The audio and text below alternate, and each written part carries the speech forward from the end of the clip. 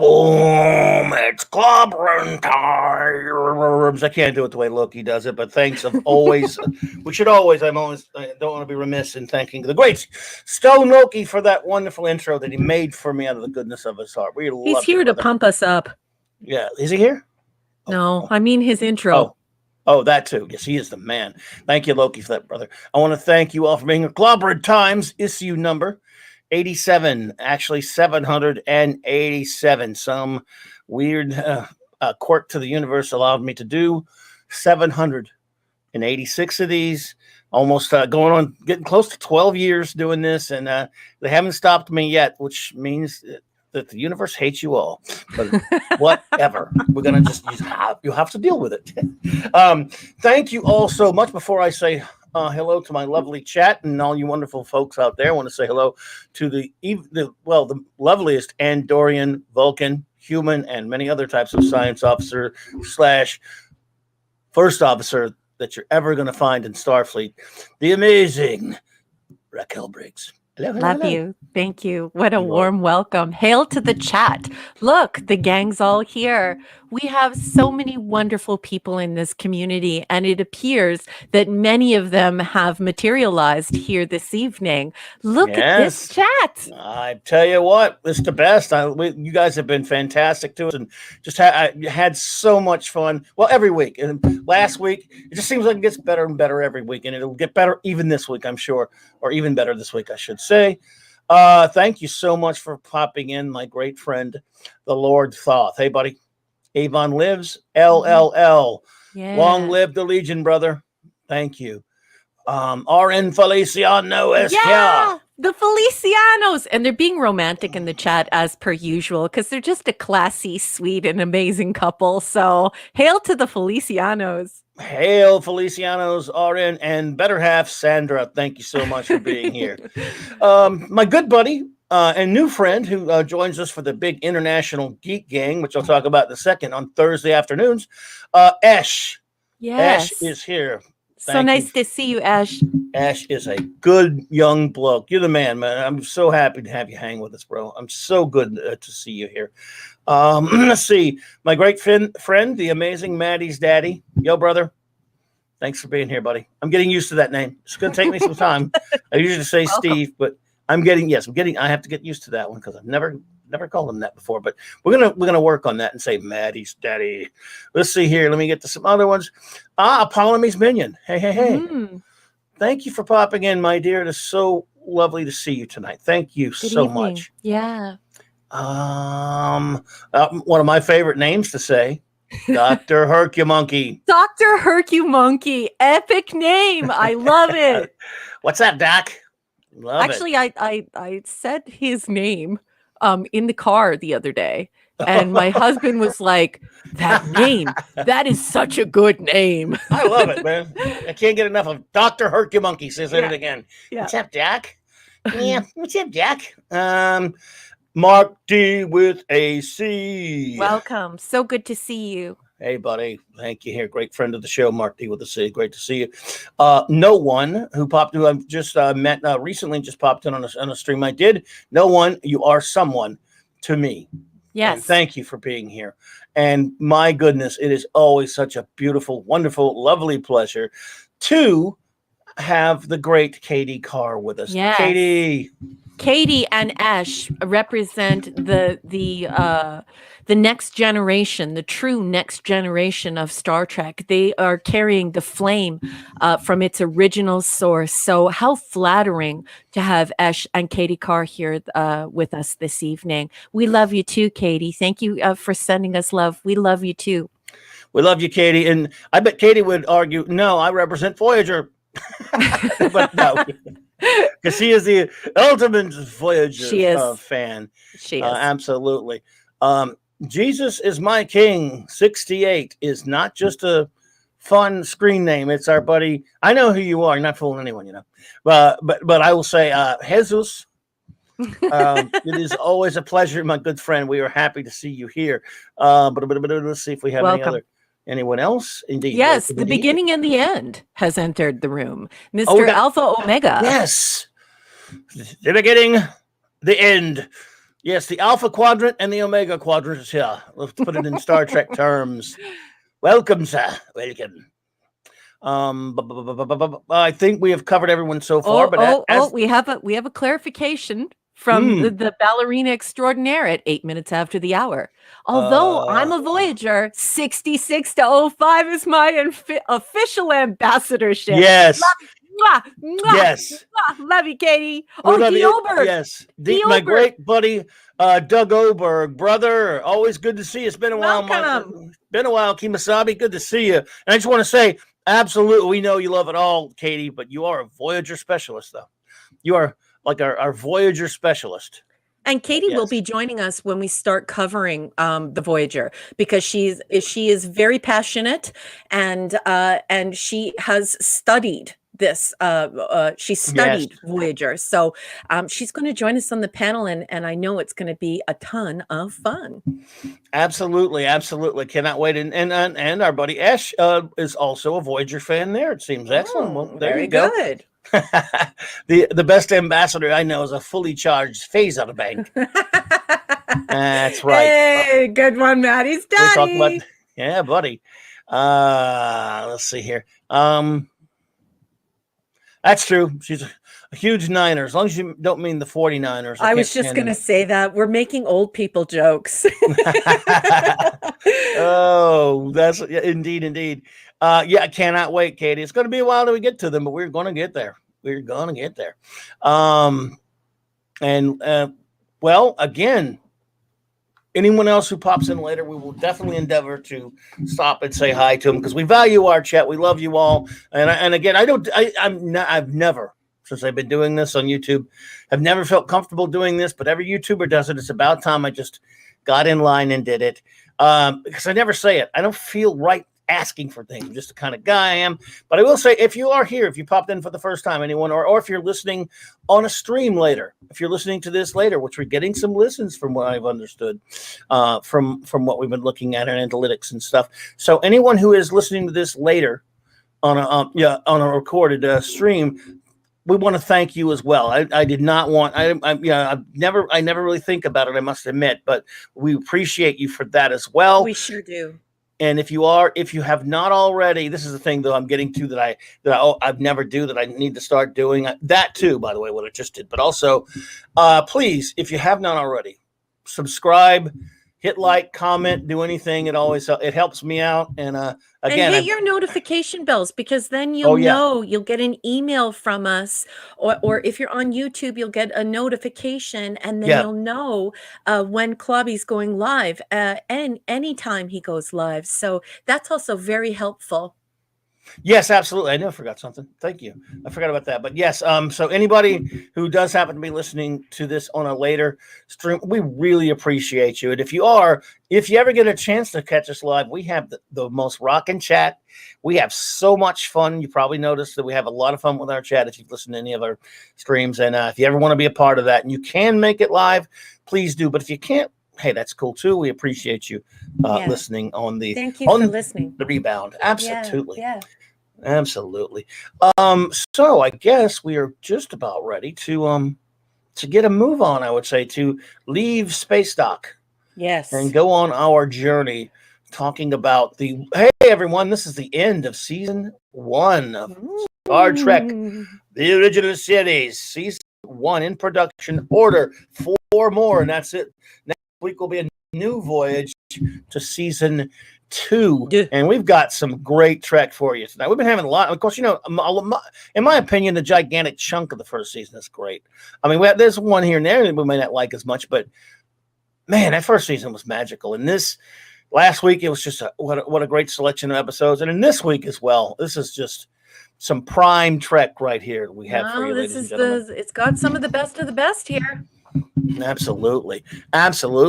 And including the first one that we have for you tonight. But I will turn this over to my wonderful first officer, and she will tell us a little bit first about this as she always does, a little bit about this book that we talk from and that we look into, and then we'll get going on The Devil in the Dark. Well, if you're sitting at home and you're on a podcast and you're not looking at the screen, let me tell you right now that Clobby has put up the Star Trek 365, and it's a book that by Paula M. Block, and has some stuff from Arrowman in it, but it was christened by the great D.C. Fontana, and in this text, it has a summary of the episode as well as a verified, fact checked production notes and behind the scenes information. Sometimes when you're out on the internet, things can be user generated. Many of the old Trekkies will definitely notice that Memory Alpha has been changing lately. And some of the information, well, most of the information is user generated. When we go to a text like this that's been vetted and edited and published, we know that we're getting the real McCoy. Indeed, McCoy. So what we do is we read from this text to just discover the summary of the episode and maybe reveal some stuff you didn't know about Star Trek before. And then what Clobby and I do is we infill it. We add all of that stuff that we've read from all of the other books and all of the other situations we've been in, including at conventions and films we've watched and stuff like that. And then our marvelous chat, which is chock full of the biggest nerds you have ever met, the greatest Trekkies. They also offer up all of their knowledge base. So together, we try and cover as much of that episode, providing as much information and context and wonderful stories and anecdotes as is earthly possible given the time constraints.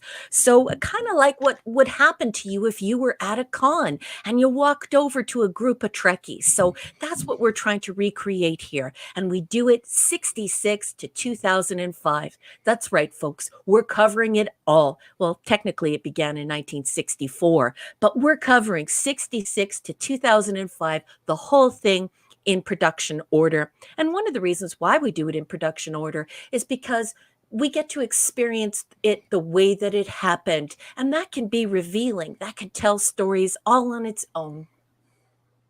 So without further ado, tonight, believe it or not, folks, we're on page, or well, it's not really a page. This is a weird looking book. So it's kind of like a tile or a brick. We're on 134, 135. And we are covering The Devil in the Dark. Oh, such a great episode. Oh, my. I love it.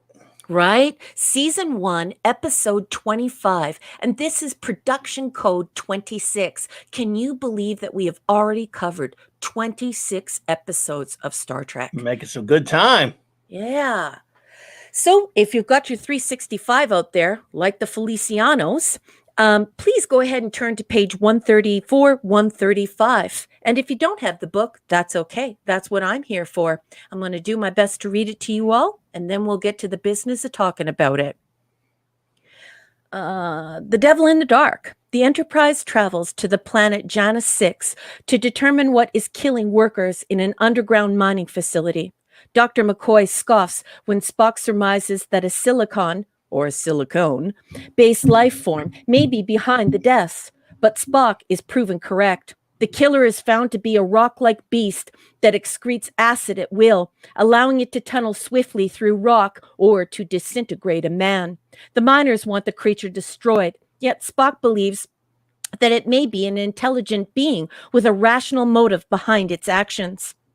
But with Kirk's life in the balance, there may not be time to prove his theory.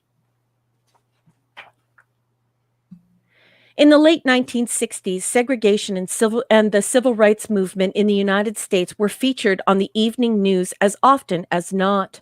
The producers of Star Trek never openly stated which side of the argument they supported, but they consistently staged stories that suggested how prejudice originates from misunderstanding and from a refusal to recognize the value of others who may be different. For The Devil in the Dark, they created the most different alien ever encountered by the crew of the Enterprise. Of course, it took Spock, the outsider, to recognize that the silicone nodules, or the silicon nodules, were eggs the offspring of a very intelligent and vengeful being. The conclusion for all of this is that the devil down in the mines was not the Horta, but the mob mentality of the frightened miners. Television production is as much about budget as it is about storytelling. A fact never more apparent than in the production of early science fiction shows. In an inventive, frugal attempt to create an alien landscape on a tiny budget, Star Trek writers set the story for The Devil in the Dark underground, allowing production designers to create rocks and tunnels by simply covering handy items with fabric, fiberglass, and paper mache. To assist the selling of the concept, the matte painting depicting the facility was hung in the background for several shots. The results? Effective sci-fi on a shoestring budget. The Devil in the Dark is one of Star Trek's most beloved episodes, due in part to the unique creature known as the Horta. Hoping to bring an alien to the screen that didn't look like just another man in a fuzzy costume with a zipper down the back, the producers offered a challenge to independent effects makeup and costume designer Janos Prohaska.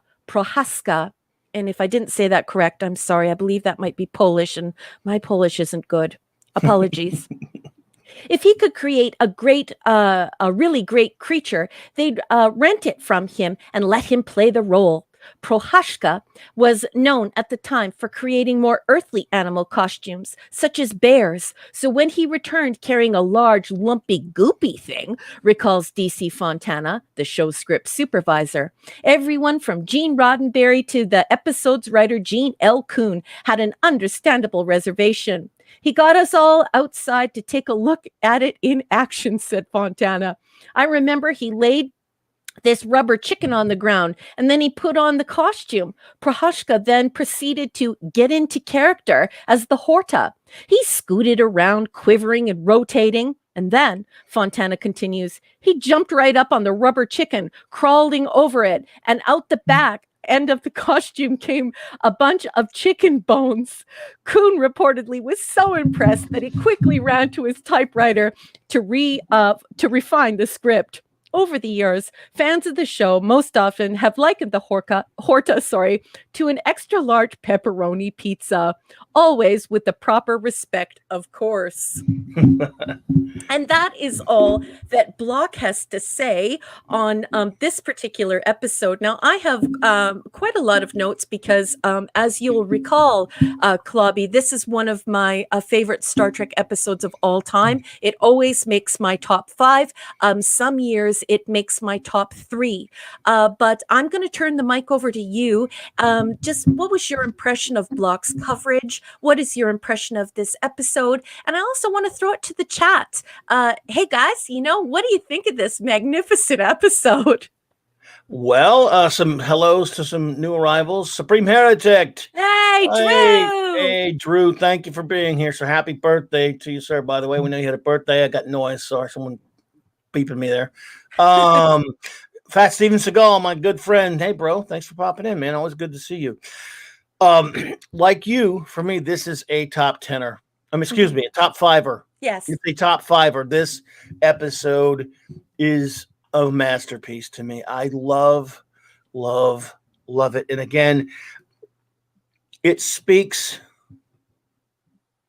I think it speaks to how brilliant Star Trek, was and is, real Star Trek was and is, because again, when you can take this strange looking, creature that would be laughed out of any other science fiction, even though it looks good. I mean, they did the best they could on it.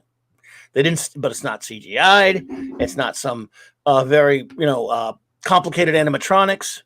And isn't it marvelous? And it's beautiful, but you could have, without the right, without the correct script and writing, you would be laughed out.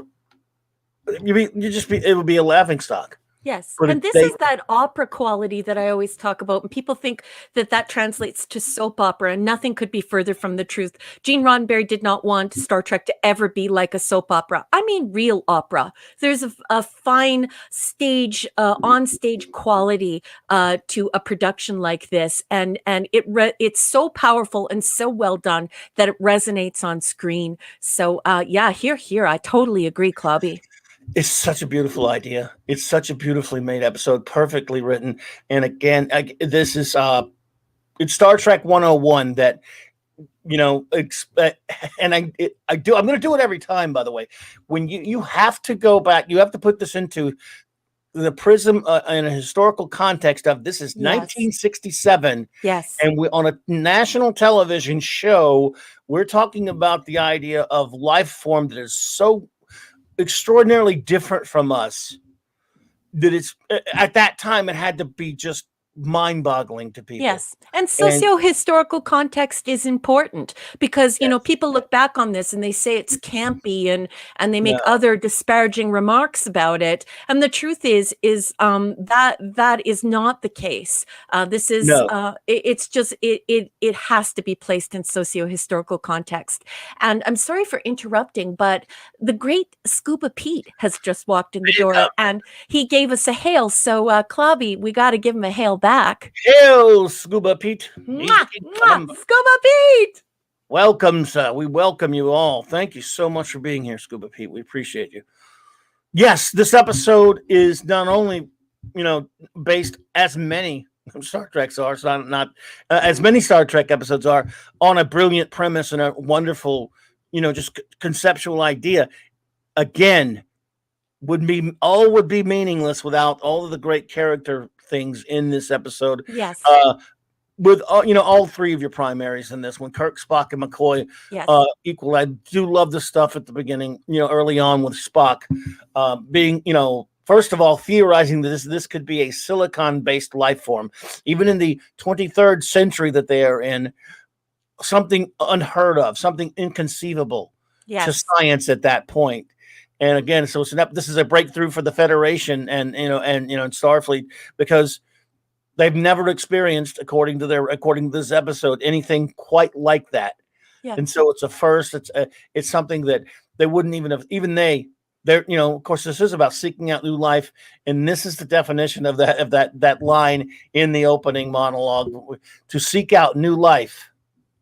This is it right here. Yes. They've done it before. They did it later as well. This is the quintessential seeking out new life episode of Star Trek. It sure is. It sure is. And as I've covered before in the past, that Arthur C. Clarke would be in agreement with you on that. In 1995, he actually said that this was the only episode of TOS that he could call to mind. He said that the story impressed him because it presented the idea, unusual in science fiction then and now, that something weird and even dangerous need not be malevolent. And yes. And yes. And that quote has always stuck with me. I'm sorry if I always bring it up whenever we're on air. No, I love it. But it's just, I'm a huge fan of Arthur C. Clarke, and it's just, I feel exactly the same way he does. Evidently, so does William Shatner. In his book, Star Trek Memories, he actually said that this was his favorite episode, which is, it's happy and it's sad that he said that, because of course, William Shatner received a call on set that his father had died. That's right. And Bill insisted they continue production, and he excused himself to attend the funeral in Florida, and then he returned to finish. So a body double was actually used for the mind meld scenes, and then they filmed him after. And this isn't in my notes, but everyone should also know that in that same book, Star Trek Memories, William Shatner actually expressed his gratitude for the entire cast and crew, especially Leonard Nimoy, because, of course, he was an emotional wreck, and everyone was so loving and kind and supportive towards him, it's just that something that was so profoundly sad also wound up being something that became a good memory for him. The way that Star Trek created this sense of community behind the scenes. So really, really lovely. It's fantastic. By the way, on that I'll get to the Shatner point, an additional point to Shatner in a second here. But yes, thank you, Maddie's daddy. Eric K. He's out there. He cannot join us in the chat, but he's listening. What? Hey, my brother. Eric K. We love Shout you. Out. Mwah, No, mwah, he is mwah. on Love the road. you. He is on the road. Well, be careful driving, please. Yeah. I don't know where you're driving, but if you're in the United States, you guys have snow down there and you're not used to it, or maybe you are used to it. Maybe you're a long haul trucker, but please be careful, Eric. Return to us. Yes, be careful out there where I don't know if he has snow where he is, but hey, dude, we appreciate you, brother, always, man. And we love you. We love us some Eric K around here, one of our great pals. Do. And be careful on the road, my good friend. Yep, and we're thinking of you. Yeah, you're a man. Absolutely. You know, I saw Shatner tell a story one time about this episode. After he got back from his father's funeral for the filming, he told a story about how he said he was obviously pretty down, pretty depressed, and feeling pretty bad, obviously. And during the scene where Spock is really going through the really, really emotional bits, where Nimoy is going through the yelling and screaming through the mind meld process with the Horta. Yeah. Shatner said out of nowhere, he said Nimoy was really gearing himself up like you do, for your, they do for their emotional scenes. And he's really getting into it. And out of nowhere, he broke in the scene when Nimoy was doing a scene, doing, pain and all that stuff. Yes. Shatner said, I don't know why I did it. I just yelled, I said, somebody get that man an aspirin. Aspirin. Yeah. And he said Nimoy was pissed. Someone get that Vulcan and aspirin. Is that what he said? Nimoy was pissed. Yeah, of course. And because it was very, very intense. And it did have that operatic quality. And once again, please do not confuse that with soap opera. Has nothing to do with that. It is the actual opera quality. So creating this intense emotion that allows a suspension of belief to move the furniture of the mind toward complicated concepts of life and death, and compassionating this creature, which was horrifically ugly. So hysterical, especially given what he was going through. It's just really sad. Amazing. And it just shows what an amazing person Nimoy was. Nimoy, if Leonard Nimoy was your friend, you're a very lucky person. Absolutely. Thank you. Welcome to Slade Wilson 79. Welcome. Deathstroke himself. The Deathstroke, the Terminator. Slade Wilson is. We appreciate you, sir. And yes, Adega has showed up as well. Adega, good evening, sir. Adega Outlaw, I'm honored, sir. I love the show you do with Loki on Thursday nights on Loki's Mornings of Mischief and Seven Kinds of Mischief channel.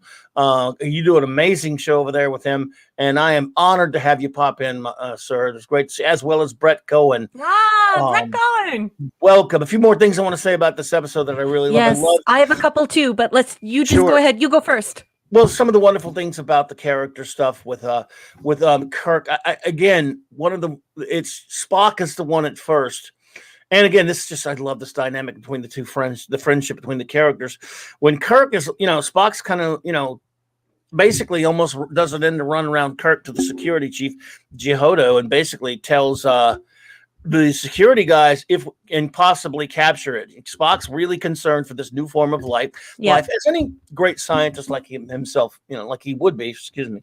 Yep. And he is not willing. He's not happy about the prospect of just having to destroy this thing. Yep.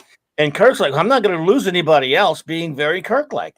Mm-hmm. And it's again, if let's say you're watching this episode for the first time, you're probably expecting, Kirk wants to destroy it. There's going to be a conflict between the two throughout. Which is why he tries to send his Vulcanian first officer back to the ship, and Spock's having none of it. Right? Yeah, he doesn't want to have Spock. He said, "Look, you're too invested in this. I understand where you're coming from, but we've got to stop this thing." And Spock finds a very human way of weaseling himself back into it. And I love that bit, where he tells Spock, and when he finally agrees, it was hilarious. I don't have it all verbatim right now, but when basically Spock talks him into letting him stay, he goes, "Trying to stay out of trouble. That is always my intention, Captain." And I just love it that when it gets reversed, Kirk, who is gung-ho about stopping things, he's been slaughtering people. He doesn't know. Again, it's a new form of life. He thinks it's a monster. Everyone thinks this story while you're watching it. That's the brilliance of this story, this episode, is you think you're watching a monster episode. You're not, but you think you are because they're clever with the way they wrote this thing. Yes. And Kirk wants to destroy this thing, rightly so. It's dangerous. But then when he starts to think, which is what Star Trek is about, folks. It's about thinking. It's about ideas. When he starts to think, which is what's so great about this character and so many other captains in Star Trek, and realize that we're evolved. Life isn't always exactly like us. It doesn't always look like us. And he starts to realize this being, is not what we're judging it by its appearance. And when he starts to want to communicate with it, and Spock, when he tells Spock over the communicator that he's 10 feet from him, all of a sudden, Spock's science goes out the window. The human half kind of kicks in a little bit. Concern for his best friend, Jim, kill it now while you can. Yeah. And he tries to talk, and more than that, he says, "You don't know." He says, "I don't think it's going to attack me." "You don't know that, Jim. Please." It's very clear that Spock wanted to find it first, and we know this because Gene Kuhn made sure that he wrote it in a way in which we know that Spock is the one who's planted that little kernel, that little seed of doubt, that little tickle on the back of Kirk's brain by saying that there may be a rhyme and reason to the behavior, and this is when we see Kirk begin to entertain that this is not a monster amoeba, that something more is in play. So it's very lovely, and and Gene L. Kuhn did such a marvelous job of writing this episode. It's just my hat's off to him. It's just excellent. And I love what Mark D with a C says here. He says, "What's great is that it's open to many interpretations. The meaning of the episode is not banged you over the head. The best stuff never does." And I've been very critical of Block in the past because sometimes she's said some things that I find to be a little polarizing, and sometimes I've also found her to be a little too convenient towards who holds the license, the IP for this. But on this score, in this particular evaluation, I find her coverage very good. I wish I could get more young people to read this particular entry, which is that Star Trek was clear not to take a side. It did not decide for you. It didn't become hyper didactical entertainment, which would moralize you for not coming alongside it. So in this case, Block, I have to praise Block as much as I've admonished her in the past. Absolutely. And I would point out another tinge of evidence of the brilliance of this script. When Kirk finally explains to Vanderberg what is happening, he says, "The thing's killed how many of my men?" He said, "You've killed thousands of our children." Immediately, Vanderberg, Vanderberg in this group stops being the villagers with the pitchforks and the torches. He starts because he is an evolved person of the 23rd. Yes, of course, he wants his mining project to be successful and all that stuff. But he shows the humanity, and he shows that we've evolved. And when he realizes, it was protecting itself, it lashed back because it was like a mother would. And they evolved in the episode. These villagers who knocked out Kirk's security, they were coming to destroy this thing any way they could. And when Kirk reasoned with him and told him what was happening, they accepted it. They stopped acting like the villagers with the pitchforks. And again, and they started to pretend like it was kind of like almost like a conservatorship at this point. Now you start imagining the Horta as a bear, and this is a mother with her cubs, and of course she's going to lash out, teeth gnashing and claws, because they're murdering babies. So it's very, very compelling storytelling for sure. So evolved, and it's and we got some fun moments too. This episode, again, like a lot of your best Trek, is not skimping on the fun. with the characters. With Can we McCoy. get into that? Because that would be great, because the chat is blowing up. Of course, this is the first time we hear McCoy say, I'm a doctor, not a fill in the blank. Not a bricklayer in this case. Yes. Yeah, but this is the fill in moment that we get where that becomes his reoccurring phrase. And I every single time, as everyone knows, I watch over 650 hours of Star Trek every year. And no matter how many times I watch this episode, one of my favorite lines in all of Star Trekdom is, "By golly, Jim, I think I can cure a rainy day." I love it. It's so great. And he's standing there, and he's like, he's elbow deep in this silicone repair kit, depending upon where you live. And it's just hysterical. I burst out laughing every time. Maybe I'm hokey. Maybe I'm like old-fashioned and silly. But I love it. I just love it. I even love Kirk's response when he says, "I'm a doctor, not a bricklayer." And he says, "You're a healer. There's a patient. That's an order." Yes. And everyone, if you wouldn't mind, could you please throw up your favorite quotes? Clobby and I, we have quite a bit of them. We get so involved with, and there's so much material to cover that chat flies by really fast for us. Could you guys just throw up a few more of your favorite quotes, because we love them? Doug's got plenty of them. Yes, The Devil in the Dark is just one of the best episodes for banter. This was the one Doug puts up here that we're talking about when they say something about when Mr. Vanderberg refers to the ugly little whatever, once you get used to him or whatever, and Spock says, interesting, the Horta said something about that. Mentioned something, and then when McCoy, did you happen to make any comment about those ears? Spock, I did get and he basically said, not precisely, but I did get the impression, distinct impression, you sound the most attractive human characteristic after all. Yes. Excellent. Excellent. Excellent. So, Captain, the Horta is a remarkably intelligent and sensitive creature with impeccable taste. Gee, Mr. Spock, I suspect you're becoming more and more human all the time, Spock. Captain, I see no reason to stand here and be insulted. Oh God, I love it. It's just classic. Like, I'm sitting here behind my microphone and my eyes are watering because I'm like, it's so funny. I mean, the banter is just, it's pristine in this episode. Project Storytime. I am honored to have you here, my friend. By the way, quick side note to that. There was an actual, I did a show a few months ago about Star Trek, the history of Star Trek comic books.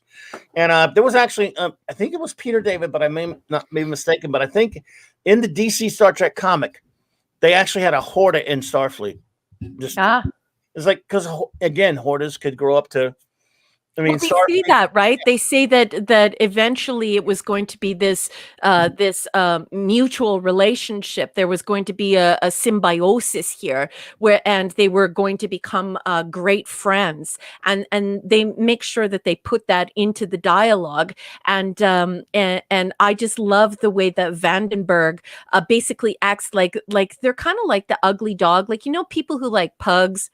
Okay, don't hate me, but pugs look like they did, the 100-meter dash and the 90-meter gym.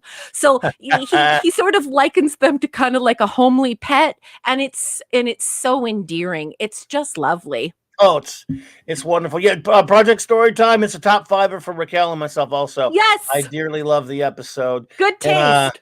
Yes, and I love it. You cold-blooded. Yeah, I love my Eric.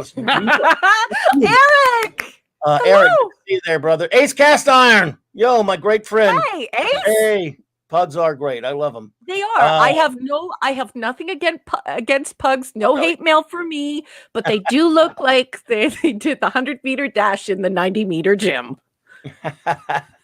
Hey, by the way, Project Storytime, dude. I was thinking, I don't know how to get in touch with it, bro, but I was thinking, I know you mentioned that you love All-Star Superman. Well, I want to do a show or a review of that comic sometime if you ever game, bro, because I had a fun time hanging with you last week on Eris's show. So everyone, Raquel, you have any closing remarks about the wonderful episode, The Devil in the Dark, first. No, I'm ready to go to rating, and I'm ready to throw it to the chat for the rating. For me, this is consistently been my top 5 my entire life.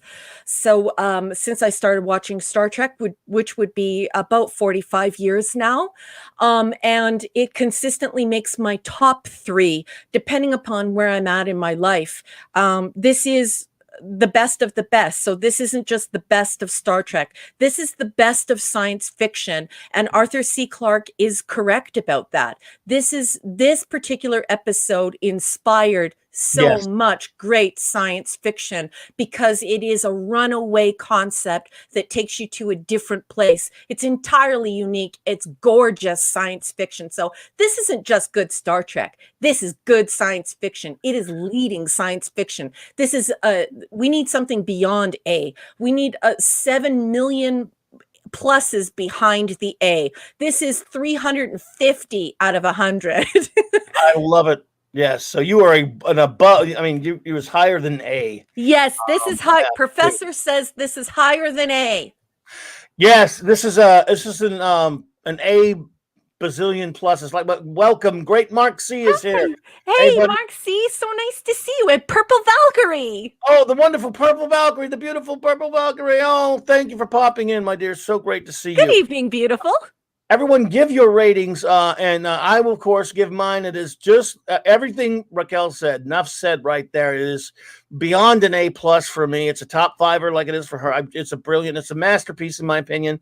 I dearly love this episode. So anything higher than an A+, and we'll start with our chat ratings now. Mark C, the great Mark C. A+++++++++++++++++++++++++++++++++++++++++++++++++++++++++++++++ A handshake will do for me. Look at this comment coming from Sandra Feliciano. Make sure that doesn't go whipping by when we get to Sandra. Yeah, ratings. 10 out of 10 for our good friend. I'm right there with you. It's the top Vista Peak Project Storytime. Thank you so much. Great rating. Feliciano, Raquel and Real Dogs are knee-high. Hey, that's a line that William Shatner William Shatner said something close to that. Anyway, yeah. 10 out of 10. 10 out of 10 for the great Adega Outlaw. Yes, great. Sure. Jesus blesses it with an A+, 9. Gracias. 7. Jesus, gracias. Let's see here. RN, did you give a rating and I missed it? Let me see if we got some other ratings here. A+ from RN Feliciano. I'm with you there, brother. Yep. 3 off for Vandenberg's early attitude. Well, you know what? You had to have that. It was part of the story, man. What was you supposed to do? Yes, you had to have the person who would create the friction. Did we get to 44 minutes past the hour? Sandra Feliciano says this is A. It's not just a story. We didn't go past that one, did we? I don't think so. Not yet. Let's see here. Okay, because that is Sandra. Thank you so much for being here. You were missed last week. What a brilliant comment. Yeah, Mark C, we covered that Shatner story. In fact, I thought we were covering something new, but a lot of people in the chat had already known it. So we already knew it. It's not just a story. It's a study in finding one's humanity. Yes. Passion is for everyone, not just to be the that is love you, Sandra. Mwah, well said, Sandra. Well said, my friend. Yeah. Let's see here. What else? So those all our ratings, folks. Mark D with the C. I don't want to miss our ratings. A++, 5 out of 5 Hortas. Yeah. I have a cool action figure of Spock in the mind. I've seen that one. I wanted to get that one, but I ended up getting the Kirk fighting Khan one. And we got Maddie's daddy. Let's see here. These are the Steves I know. These are the Steves I know. That's a Canadian joke for anybody who watched Kids in the Hall. This one is close to being one of my top 3, one of my 3 A+, but just misses it by a few decimal points. Okay, let's just take a moment. Let's just take a second here to look at that marquee, folks. That is the great Lord Thoth, who he is the toughest marker. If he were a professor, it would be impossible to get past B with that guy. So can you imagine what it took to get him to give that rating? Good for you, Lord Thoth. I think he is a professor. Is he? No, he's not. He is, but he is to me. He's so damn smart. I think he is. For the wonderful Purple Valkyrie, 10 out of 10, a perfect episode. I totally agree with you there. I just dearly love it. Let's see if we have any more real quick before we move on. And Chris just walked in the door. Chris Portia, the great Witch of the North, is here. Thank you, Mark. Said no. I wondered where I saw that story. Must have been. Yeah, I saw mine mailed long ago. Okay, there you go. Good. Thank you for reminding me where that came from. The beginning and the end. He says you skipped mine. Make sure that you make him the end because he's the beginning and the end. I did not. I didn't think I skipped him. Did I skip him? I didn't mean to. That's okay. Don't worry about it. We're all just flying by the seat of our pants here. I'm sorry, Alpha. Let me find it. He doesn't mind. He likes being the beginning and the end. These things, and I really have garbage eyesight, by the way. A+. I miss Katie. I don't know how I missed these. I'm sorry, Katie. A+ from Katie. Thank you so much. There's Alpha. I'm sorry, Alpha. 8. Excuse me. 9.5. 9. I guess that means 9.5. Excuse me. Out of 10 had drama, comedy, and good performances. I thoroughly agree. Yep. Maddie's daddy was A+, top 5 also. I guess I missed a few, so I backtracked a little bit. That's okay. It's hard to keep track of, and no one is expecting perfection here. You know, when you do the news or you do a television show, you usually have a script. And when you do the news, even though the news is an hour long, the anchor is really only talking for about 5 or 10 minutes. When we're on here, we're covering 5 to 15 different languages. We've got scientific jargon, biological jargon. We've got stuff that's imaginary, stuff that's real. We've got, and we're doing it for 3 or 4 hours. So, Clobby, don't you worry about it. We'll just take our time, and mistakes are going to happen. Well, I have my screen way back from me because of the way I have the mic set up, and I have horrible eyesight, so tough. I miss these things. This StreamYard chat's difficult to see everyone. I apologize, but the great Dr. Hercumonkey is, of course, as you see, A++. I love it. Yeah. Scuba Pete. Yep. Make sure we get everybody. Here. I wish Toxic Man Flu were here because he would love that pun. That is an A++ pun. That is, and I'm an English teacher, so that's serious that I gave you an A++ there, Scuba Pete. What a great pun. Bravo. Yes, indeed. If I missed anyone, I'm sorry. This chat for StreamYards, you can't see it because you're seeing it on YouTube. It's really wonky. Mm-hmm. It's weird on our side. But if we missed you, please raise your hand. Yeah, please let us know. Because I like to get everyone's ratings. I really love knowing what people think of the episodes. Let's see here. But I may be caught up now. My eyes are garbage. Lord thought my first A+ is coming really soon. Yes, I think he went back to an A. I think he changed it. Did he? Did he go to an A? Okay. Explorer of the Multiverse is here. Hail, my friend. It's great to see you. Oh, Ash raised his hand. Ash, I was looking for you, man. Okay. Let's see. Ash. We missed his rating. Throw it back in there, brother. We'll get you. Yes, Explorer of the Multiverse. Yeah, throw it back in there, Ash. Welcome. And Chris, the great Chris Persia. I love you, Chris. And no one put 24. That's a high rating there. I don't know if that's what he means, but yeah, that's what no one means. We have a Nemo. Well, we spent a lot of time on this episode because it deserves it. Yeah, it's great, and I don't mind that at all. Personally, I hope no one else minds either. Let's see here, but you guys, anyone who missed it, go back and throw it in there again. I'm trying to watch it. It's just got a terrible. All right. So anyway, I'm ready. I think we're ready when you are, everyone. To look all this time, and I forgot to put the banner up. Well, that's okay. Don't worry about it. Don't be so hard on yourself. I hate me.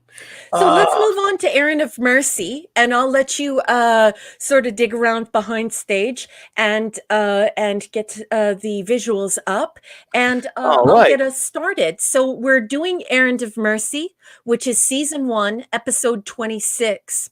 Now, this is also prod code 26, so this one is falling in perfect order. I'd like you all now, if you have a copy of it, like the great Felicianos, to please turn to tile or page or brick number 138, 139. The Federation stands on the verge of war with the Klingon Empire, and Kirk travels to the planet Organia, hoping to convince its inhabitants to allow Starfleet to establish a presence on their strategically located world. The strangely placid Organians, however, refuse to cooperate, even when Commander Kor's Klingon occupation force invades. As the Enterprise and a Klingon vessel square off in preparation for the battle, the Organians demonstrate why they don't need help from the Federation or anyone else to keep their territory conflict free. Considering the Klingon species' eventual importance within the Star Trek pantheon of characters, Errand of Mercy is a curiously gentle episode to have introduced the warrior species. Although Klingons live for battle, the closest Kor gets to it is his verbal sparring with Kirk. When a violent confrontation doesn't ensue, Kor laments, "It would have been glorious." One suspects that Kirk feels the same. Ever glorious as it may have been, the episode really isn't about war. It's about the tensions that lead up to war. By the end of its first season, Star Trek was coming into its own, taking 20th century subjects and stealthily transforming them via the future tense. It was message television, if you knew how to decode it. In writer Gene L. Kuhn's hands, the Cold War between the United States and the Soviet Union became the standoff between the Federation and the Klingons, or, on a more intimate term, the one between Kirk and Kor. But as the Organians predicted, the Federation and the Klingon counterpart would eventually become, quote-unquote, fast friends and work together. Again, a bit of accurate foresight from the Star Trek writer. The Cold War would end, and the Soviets would allow the Berlin Wall to fall. Hey, you guys remember watching that? Rather than fade into the background, the warrior race of Klingons would grow in popularity, gaining even more fans as the aggressive allies of the Federation than they had in enemies. Vulcans notwithstanding. Today, they are Star Trek franchise's most popular alien species. The real stars of Errand of Mercy are the Organians, calmly smiling through what appears to be an escalating crisis in their own backyard. But isn't this the flashpoint for a heated interstellar war? Well, no, because the Organians have the ability to douse that flame at any point they wish. A staunch believer in free will, Kirk is amused to learn that what he had thought was a battle of wits was nothing of the sort. "We didn't beat the odds," he tells Spock. "The Organians raided the game." Although their name would be woven into the fabric of Star Trek continuity, the Organians would not become Star Trek regulars. Having an omnipotent species around to take care of complex problems would not be good for the ongoing storylines. Jeopardy, after all, is the engine that drives drama, and with the Organians standing in the wings, there would be no jeopardy. Still, the threat of their intervention would play an important role in keeping the peace between the Federation and the Klingons. The Organian Peace Treaty, note the similarity to the so-called nuclear peace treaty that was much in the news during the 1960s, and it would be referred to in later episodes, The Trouble with Tribbles, The Day of the Dove, and again in the motion picture Star Trek II, The Wrath of Khan, and Star Trek VI, The Undiscovered Country. Etymology often consists of fun little stories about people. Famous examples: 19th century temperance advocate Amelia Bloomer promoted women's rights to wear pants. The 18th century Earl of Sandwich asked his servants to bring him a slab of meat tucked between two pieces of bread. And 19th century plumber Thomas Crapper developed ways to improve washroom facilities. These names spontaneously became commonly used nouns. But when a name falls under the pen of the writer, it can take on a new meaning by design.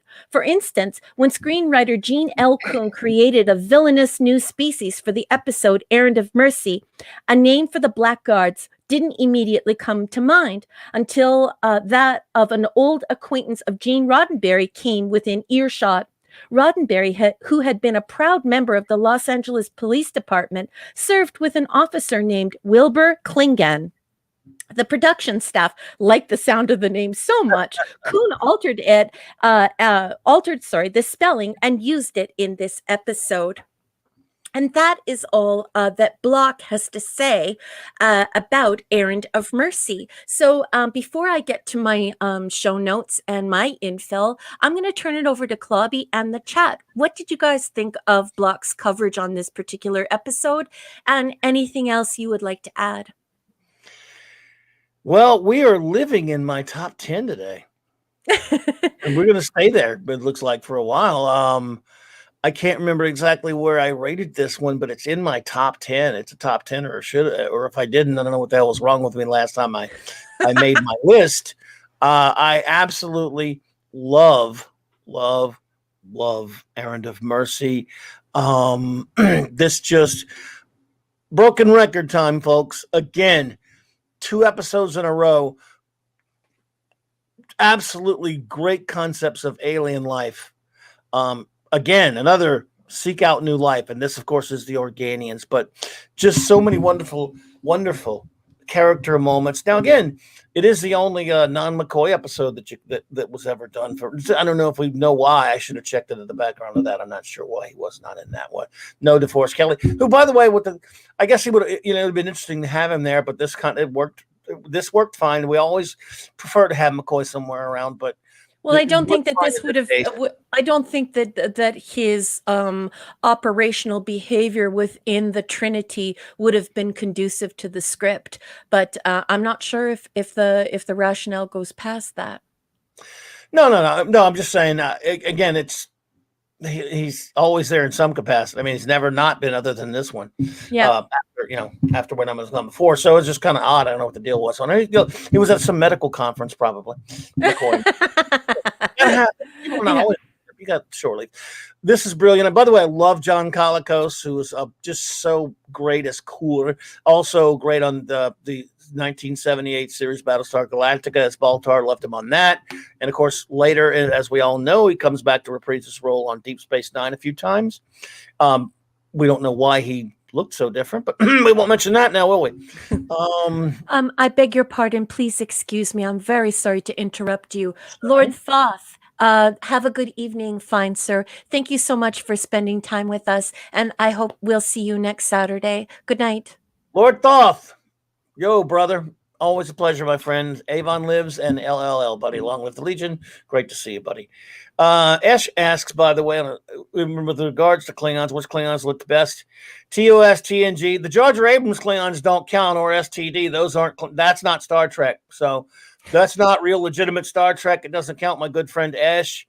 But if I had to pick, I don't know. Actually, Klingons were changed for Star Trek the Motion Picture, although they also were changed again for Next Generation. But as far as having weird bumpy heads, that started with the motion picture. These, of course, the beatnik Klingons, as I like to call them, from the original series.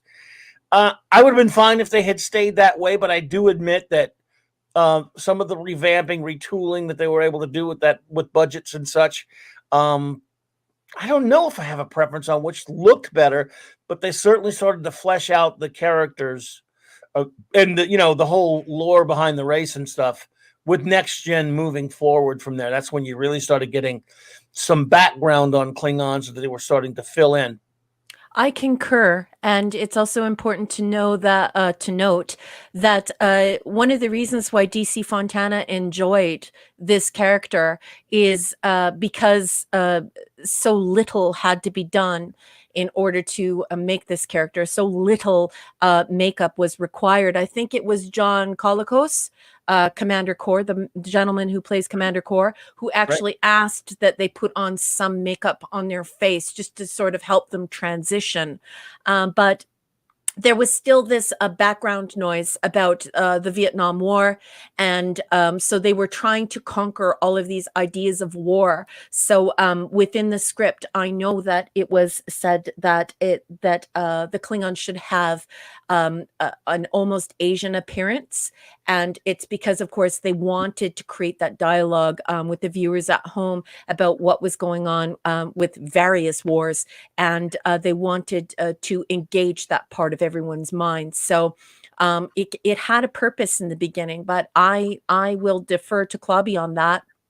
I also agree that when you have such a rich character development, that it can become an iteration, and then you can develop makeup and production when the budget is available. But obviously, like, everyone must concede to the fact that if more makeup could have been done, you can bet your boots that Gene Roddenberry would have had that extra makeup done. So these concessions where there's less happening, that's happening because of budget. We can turn to the Andorians for the same reason, right? We look at the Andorians. We know that there were renderings long before the episode was created, where it was a whole society, a whole people with 4 different races living on Andor. So once again, I think it could have been done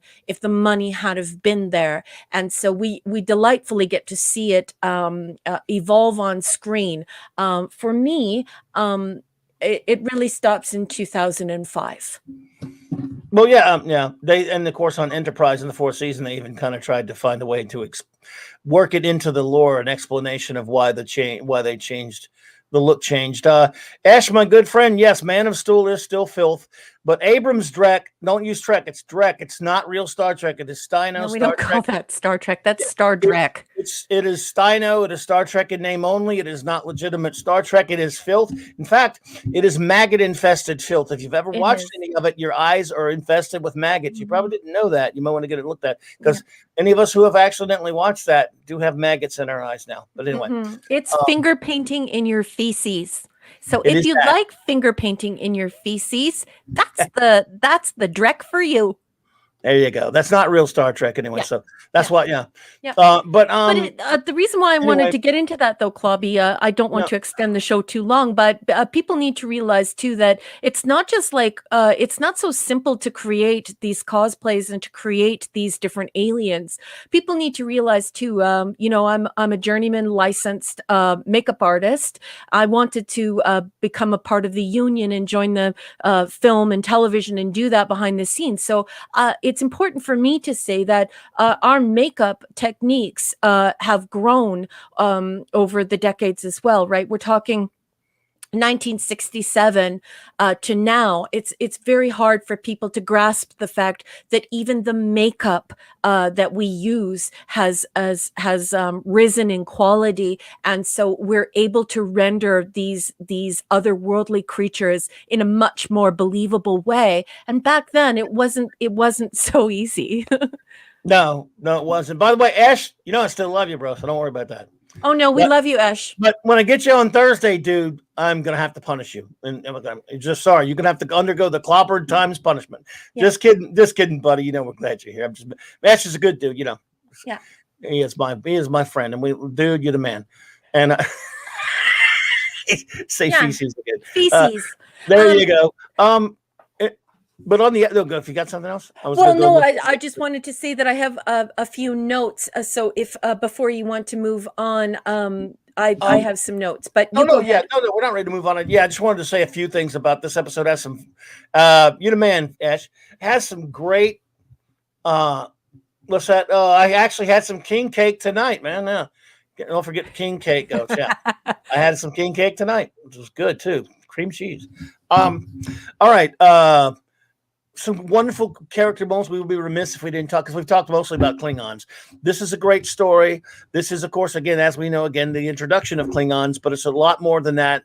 The Organians, it's a good thing. I like from what you were talking about from Block's text. It's a good thing they didn't keep them around that much, because it just would have complicated things. But like the Metrons, they work great for one story.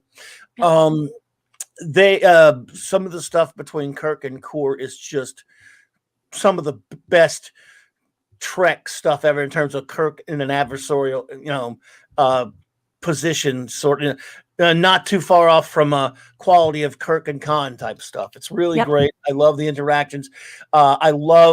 This is really an episode where, unlike Devil in the Dark, where they got a handle on their problem fairly soon, or in the episode, and solved their problem in such a wonderful, evolved way. In this one, we get to see the fallibility of still the human condition that Roddenberry wants to talk about.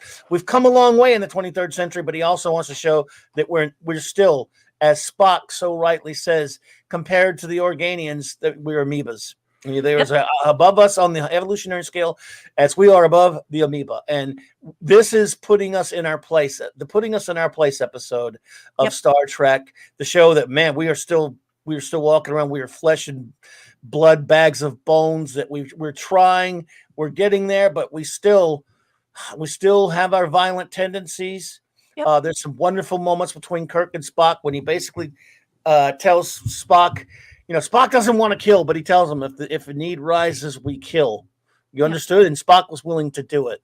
I love some of that. I love the banter between Kirk and the Organians. He thinks they're just a bunch of, again, just like they originally applied their normal human standards to a big shag carpet that I think that was just murdering people, and they found out so much more. He thinks these are just people being cowards and having no backbone, not willing to fight. Well, in normal humanoid terms, it would be the case, but in this case, they weren't that. He thought he was going to be the spark of revolution. Yes, and this was Kirk. Look, this is an episode where Kirk lost. Let's be honest.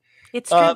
We all lost. Klingons did too. We all lost, and we had these gods that stepped in and told us, we're not going to let you fight, which is, again, something you wouldn't have wanted to continue that much in Trek. However, it works for this episode. Just like you wouldn't want the Metrons meddling all the time. Nope. They meddled in one episode, it made for a brilliant story. So you came across some all-powerful beings, and they kind of said, you know what, you guys are you're not, it's not like you're confined to your own planet anymore. You're taking this out into space, so we're going to curtail you a little bit. They had no authority to do what they do either. They're omnipotent beings that didn't recognize anyone's authority. I mean, Kirk wasn't wrong. So they have a right to conduct their own affairs, humans and Klingons. But the Organians raided the game, as he said. Yep. And it's an interesting, but sometimes I guess that's going to happen. In this case, godlike beings stepped in and stuck their nose in, and you can't do anything about it. Yeah. The Latin literary term deus ex machina, and I always say it wrong because, of course, that's the Latin, but in Greek it's much different, and it's from like machina or machina, or like, you know what I mean, like a mechanized. Do you know what I mean? It's like when God reaches down. The concept is that in order to save the story at the end, a God creature will come in and resolve all of your issues for you. And that would have ruined Star Trek. You can't just have a God show up and solve all your problems for you every week, or no one will watch. Absolutely. But for one episode, and again, here's the great thing about it: they're. This is something that is a theme in Star Trek later. Extraordinarily advanced beings, in this case, these are physically and mentally advanced ones as well, would seem like gods, but they're still just aliens. And that's been kind of a tenet of Star Trek for all through it. Yeah. So again, a precedent set here into the first season by Arena and this one and Squire of Gothos. That's in this season, and and then one a man turned into one, and where no man's gone before. So, and you have a lot of extraordinarily powerful beings that they run across and realize we're, our 23rd century, we've come a long way, but these running into beings like this show us we got a long, long, long way to go from there too. Mm-hmm. And I love that about this episode. It's wonderful. I just think this is, again, it's a top 10er for me. Some great exchanges of character between Kirk and Spock, as I've mentioned, between Kirk and Cooler. I love John Colicos. He's brilliant. And I just love this episode. It's got some great quotes in it, as our good friends are showing us. Yes, Katie, I agree. The Trek at its finest. Yep. Let's see. We have some lines.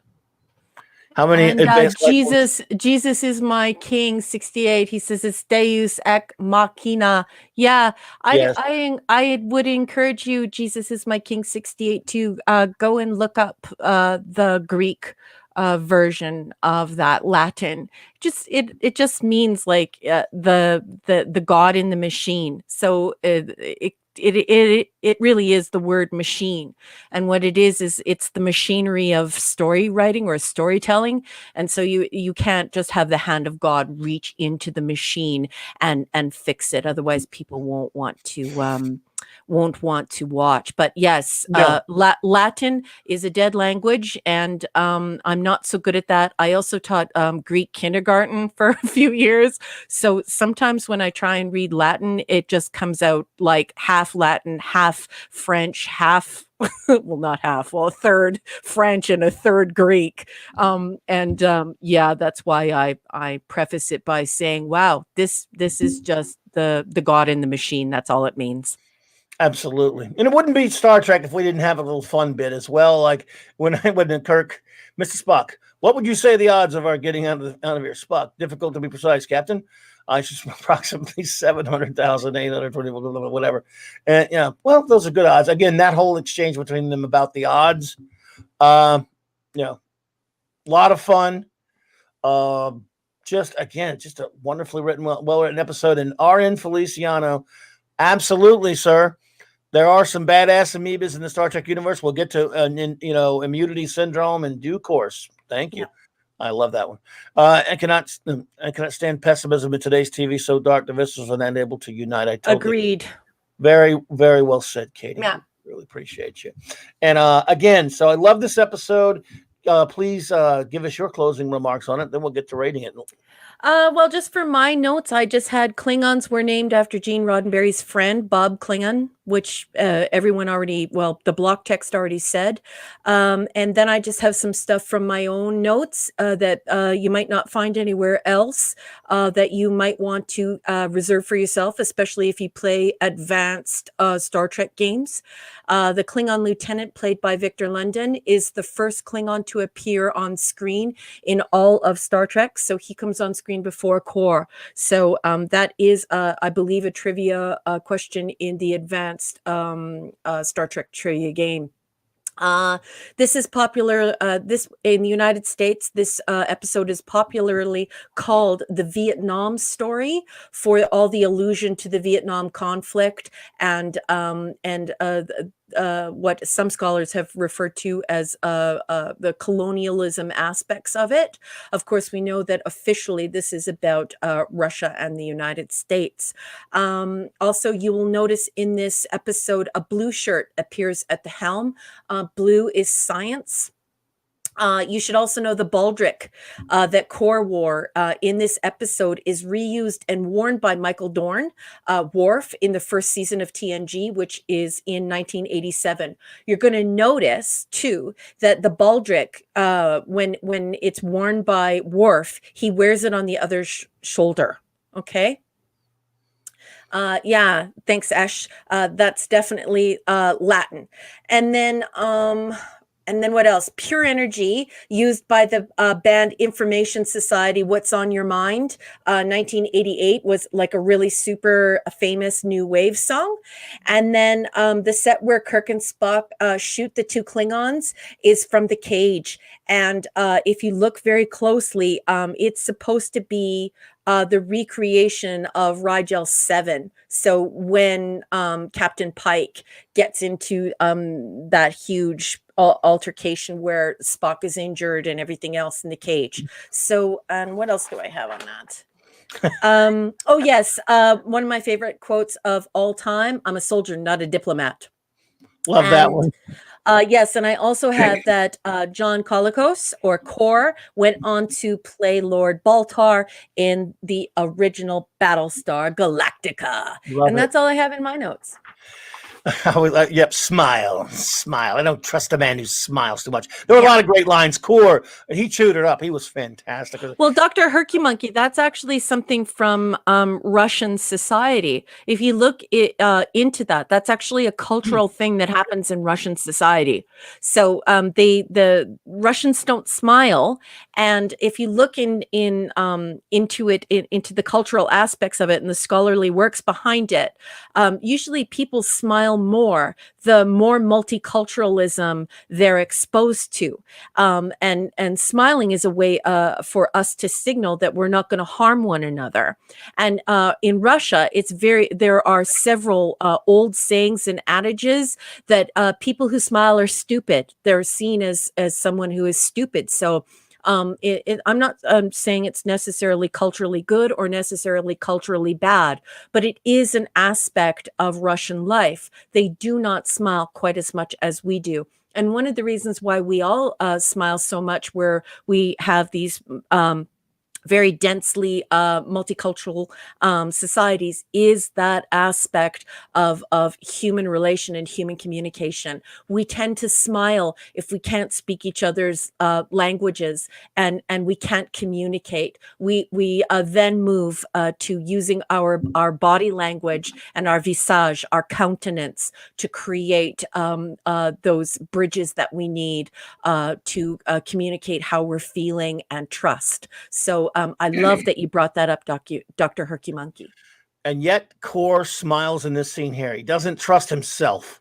I want a couple of notes about this episode just off the top of my head, because I don't make notes like Raquel, because I'm not capable of them. But I love some of these. The mention of the mind sifter. For those who don't know, anyone of you remember those old books from the 70s that were called, I think they were Best of Trek or whatever. They were like Trek short stories. Linda, either Marshak and Culbrecht, I think the ones who wrote those Fate of the Phoenix, Price of the Phoenix books, which were, they've written some pretty good stuff. There was a story in there called The Mind Sifter, where Core got a hold of Kirk, and he took him to the planet of the Guardian of Forever and used it on Kirk, and it wiped his mind completely. But Kirk jumped through the gate and ended up back in the 50s in an insane asylum or whatever. And Spock took over the ship for like almost a year or something. It was a weird story. It was pretty good. And then they did a fan film on it that adapted it, The Mind Sifter. It was that famous of a Star Trek short story from the 70s. So again, just saying this, that was the first this was mentioned. It was a pretty interesting story. I'm not sure if it's actually Trek canon or anything, but it was pretty well done. The fan film remake of the story, though, adaptation, the guy playing Kirk, I don't know. Yep. But that was fun. And again, I love some of the stuff between Kirk and Core. Was it have we a ram amongst the sheep? And Kirk just doesn't even, I mean, he's supposed to be pretending to be a peaceful, Barona. Is supposed to be a peaceful guy. He doesn't do it very well. Isn't it cool though that he says ram instead of wolf? Yes, a ram. You know what that means, right? I know Wolfman Harp. I love it. I think it's great. I think it's absolutely great. Oh, Explorer of the Multiverse at 18 minutes past the hour says, will you review STD just for laughs after all this? No, if we were to ever do that, if Clobby were ever to go in that direction, I would not be a part of it. I don't think he would. No. I know him pretty well. I don't think he would. I have resigned myself to not give it any plays or pays. So some of the information that I've been seeing in the background is that all press for them is good press. So even when people are poop talking it, they're conveying that as a positive vanity metric because they're considering it eyeballs. There are eyeballs on their product, and so for me, I will not go near it. I will say this: I did not decide that because of transmedia narratives on social media. I did not decide it based on other people's opinions. I watched the first season of STD, and I had to stop before the end of it because it was so disgusting to me. I needed to take a shower after watching it, and then I didn't really need any help deciding that P Hard wasn't going to be for me either, because a man who's, whatever he was at the time on that stupid show, 126 years old or 136 years old, flying through the air due to an IED or some type of explosion, flying through the air for like a mile and then just getting up and running up some stairs is just absurd. And also the way that that Patrick Stewart talked about P Hard, the fact that he said that it should be more like Logan, he wanted it to be more like Marvel, and the friction that he created with Gene Roddenberry and poop talking Gene Roddenberry after he died, it was just not something I wanted to be a part of. So for me, I don't get off on rage review. For me, it's just like, if you're a piece of crap, I'm not going to give you any hits, and I'm not going to give you any clicks, and I'm definitely not buying anything even off of Pirate Bay. Like, I'm not going to go and get it, because remember, these people believe that all transmedia narratives, negative or positive, they're all positive for them because they just want eyeballs. This is a corporate decision. So if you really want to take a stand against this garbage, don't go anywhere near it. Don't touch it. Don't click on it. Don't mute it, and don't have any part of it. And my answer is pretty much the same. It's filth. I watched almost all of the first season of STD, and it made me want to puke every time. Every single inch of it made me want to puke. Yep. Again, by the way, they may think no press is bad press, but the fact is, more people watch the great YouTubers like Doomcock and Gary and others who review this stuff, and who others, than they do watch the damn show. The show gets no real downloads or watches that much. It is trash. Yeah. And I did watch all of P Hard, and it's a total piece of garbage. So no, it's not. And of course, so are the Abrams movies. We only deal in real Star Trek here, but I appreciate your question. But the answer basically is, yeah, it wouldn't do us any good. I mean, we both suffered enough through that kind of stuff. Yeah. There's plenty of real Star Trek that does exist. It would be nice if they were ever going to make it new again, but they're not. So we just enjoy what we have. But I also want to say that I don't begrudge anybody for enjoying Rage Watch, because I have absolutely I love Dictor Van Doomcock. I think that he is such a lovely person, and I enjoy him so much. I don't always agree with everything that he says, word for word, but you shouldn't. If all of your friends say everything exactly the way that you say them and you feel them, they're not really your friends. You're in a cult. However, what I'm saying is right. I love Doomcock. And I love that he vetted all of that for us and created that space for us to talk about how much we hate what they did to our beloved IP, to our community that was trying to move society forward and to create enlightened witness and to create cultural transformation and real cultural transformation, not just vanity metrics for, your personal branding. So I want to make it clear that I don't begrudge anyone who likes to rage watch, because I absolutely love Victor Van Doomcock, Overlord DVD. He's a marvelous person. He does great work on Star Trek. He does great work on P Hard, and I believe he also covered Lower Decks. So lots of Drek there, and some really cool rage watch that can be very cathartic. Yeah, no, look, we're not taking this away from anyone who does it. Hey, they do it so we don't have to. I watch them. They tell you everything that happens in the horrible episode. You know what? They have big channels, and and I'm glad that, look, they should benefit with views, for that because they're sitting through something really horrible, destroying a brand that we've all grown up loving. So they should do that. I hope they do well with those videos, and then they do okay with them. And they're not the biggest thing, but they're doing it because they love Star Trek first, also. But I want to say thank you for popping in. The great the comic book G Spot. Thank you. Hey, welcome. Thank you for being here. Brett Cohen, I appreciate the kind words. Not much of a Trekkie, but finds it interesting. Listen, well, I thank you for that. Oh, cool. The question that got us started on this, I want to thank you for that. Whoever that was, I forget now who asked us about STD. I don't know, but I love how our community erupted in Spurpies. Just instant Spurpies went going through the entire chat. I love you all. Yes, that shite is Spurpies. It is Spurpies. Yes, and I agree, Explorer. Az is hilarious. His reviews are really funny as well. Again, the thing is, they do hate the show as I do, but they also make their reviews entertaining and funny. Doomcock makes it funny when he takes down SD. Az is funny. Gary is funny when they do it. Because if you don't mix in some humor with it, you just hate. So I don't call it hate or rage so much. They hate it. Yes, they're being honest about that, but they also, mix in some humor and everything. Jesus is my King 68, or Jesus is my King 68. Enough with the ST diseases. Let's get back to the ratings on this errand of mercy. Yes, we're gonna. But I do appreciate the question though, and again, thank you for the comic book G Spot. I appreciate that. Yes. And so again, I think we've covered most of it there. By the way, this shot you're looking at, and I thank you for that, Katie. By the way, I appreciate. I agree with you there. This shot that we're looking at here is from the remasters, where you don't get to see those Klingon ships in the regular episode. But I just anyway, neither here nor there. All right, are we ready to rate? Are we ready? I am. Errand of Mercy. Okay, everyone, put your ratings in for Errand of Mercy. Do it. And Raquel will tell us about her rating. Solid B+ for me. That's it. Solid. That's all I got for you, folks. It's a B+.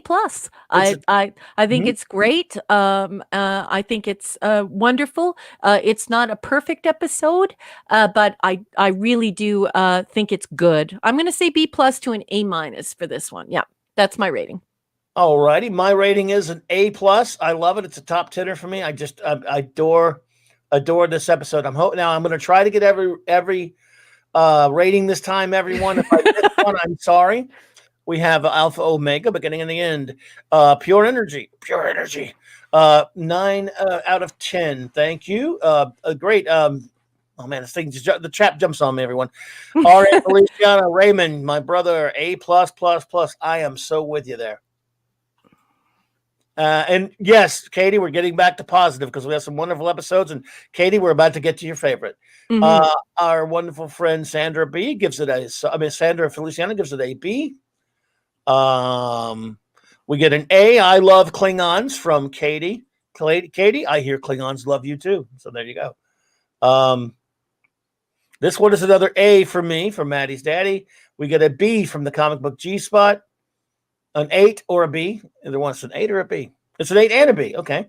My great friend Ace Cast Iron, a 1701A. Absolutely. Ace, I love your ratings. Yeah, I love that he puts the 1701 there. Love you, bro. I miss you, man. B for the great Chris Persia. Yeah, that's a good rating, Chris. Jesus. That's a fair rating. It is indeed. Jesus is my king. A- 9.1 because Calico says Klingon core. Well, I'm with you. He was brilliant. Dr. Hercumonkey, thank you for letting me say that again. Yep. A-. That's a good one.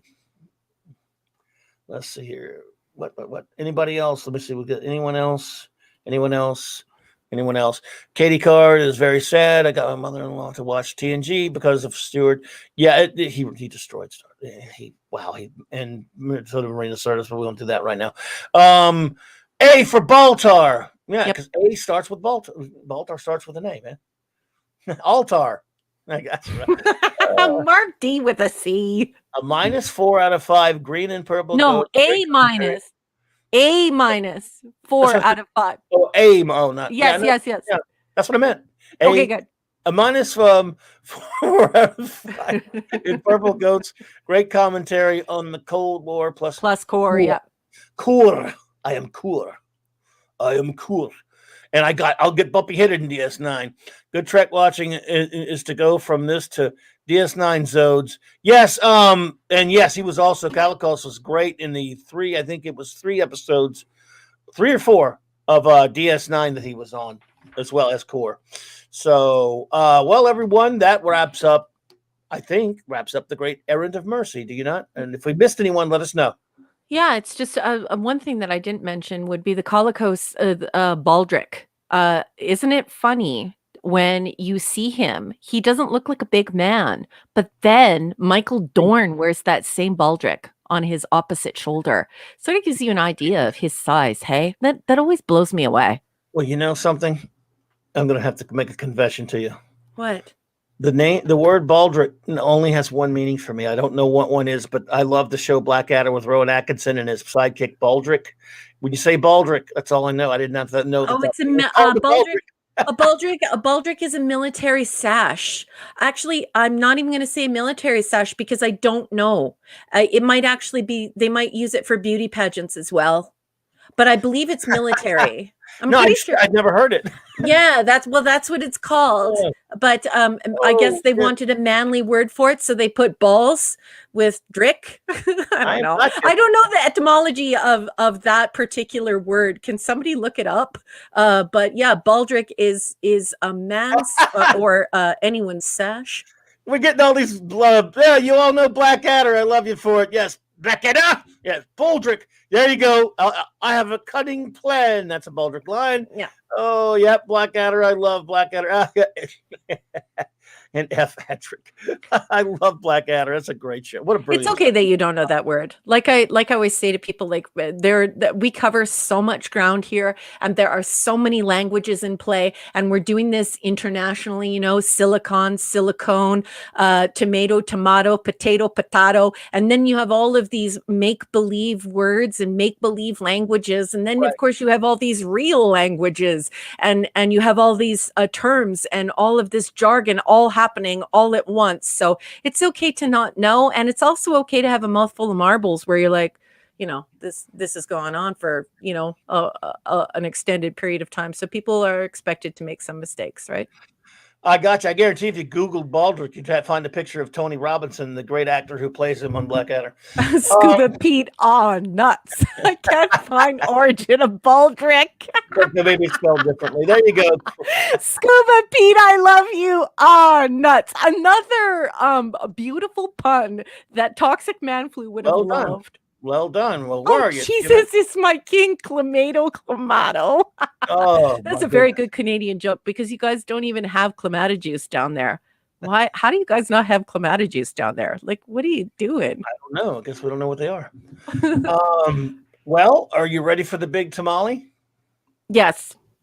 As they say, the big tamale. Yep. All right, everyone. Are you ready for the big kahuna? The big one. Some call it the greatest ever. It's let's just go for it, everyone.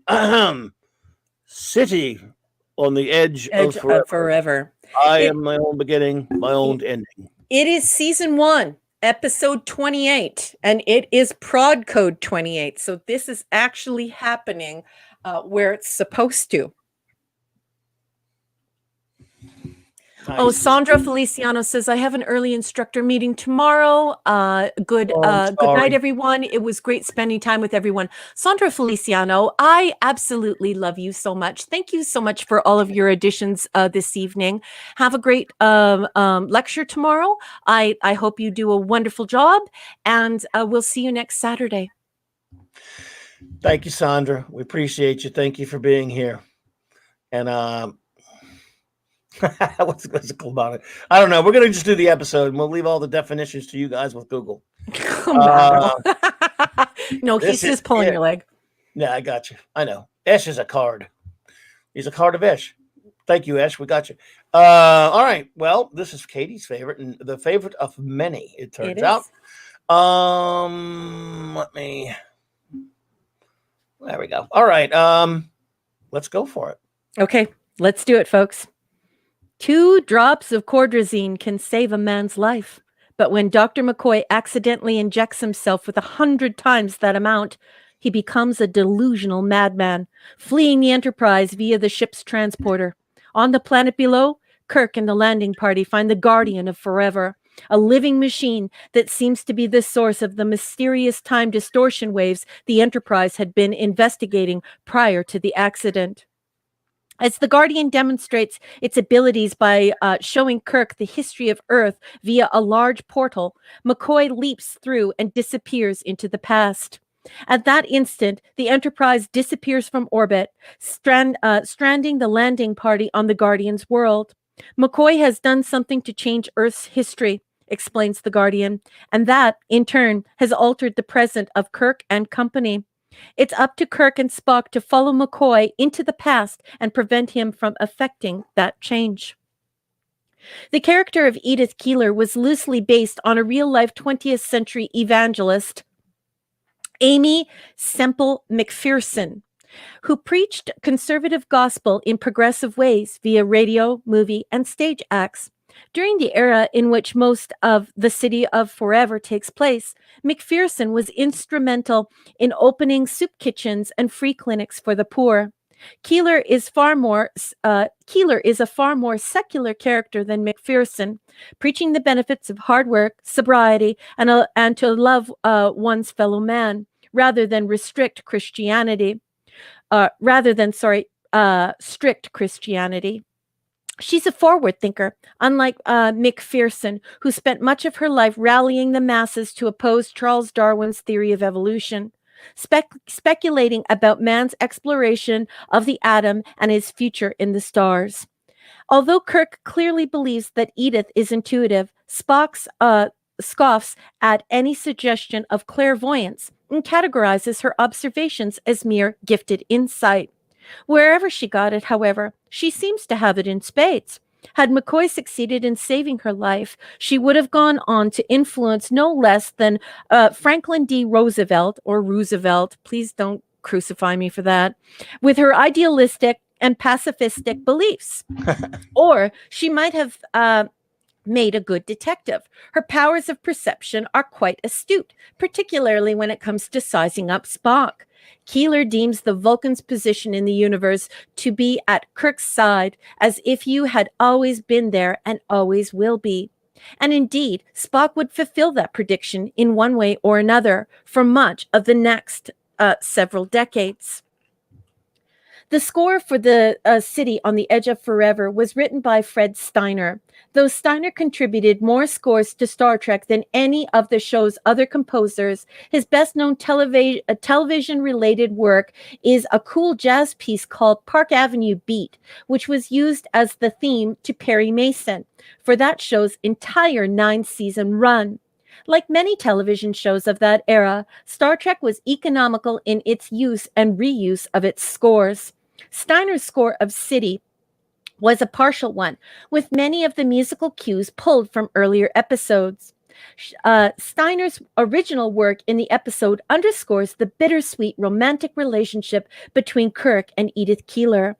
The old classic Goodnight, Sweetheart was composed by Ray Noble, a lyricist, Jimmy Campbell and Reg Connolly played a prominent role in this episode. Initially heard playing on the radio as Kirk and Keeler stand talking about the stars, and later as a lamentful string adaptation that underscores Kirk's emotions in the aftermath of Keeler's death. A grace note. Can there be time travel without anachronism? Apparently not. The scenes on Earth supposedly take place in 1930, but the song Goodnight, Sweetheart was not released until 1931.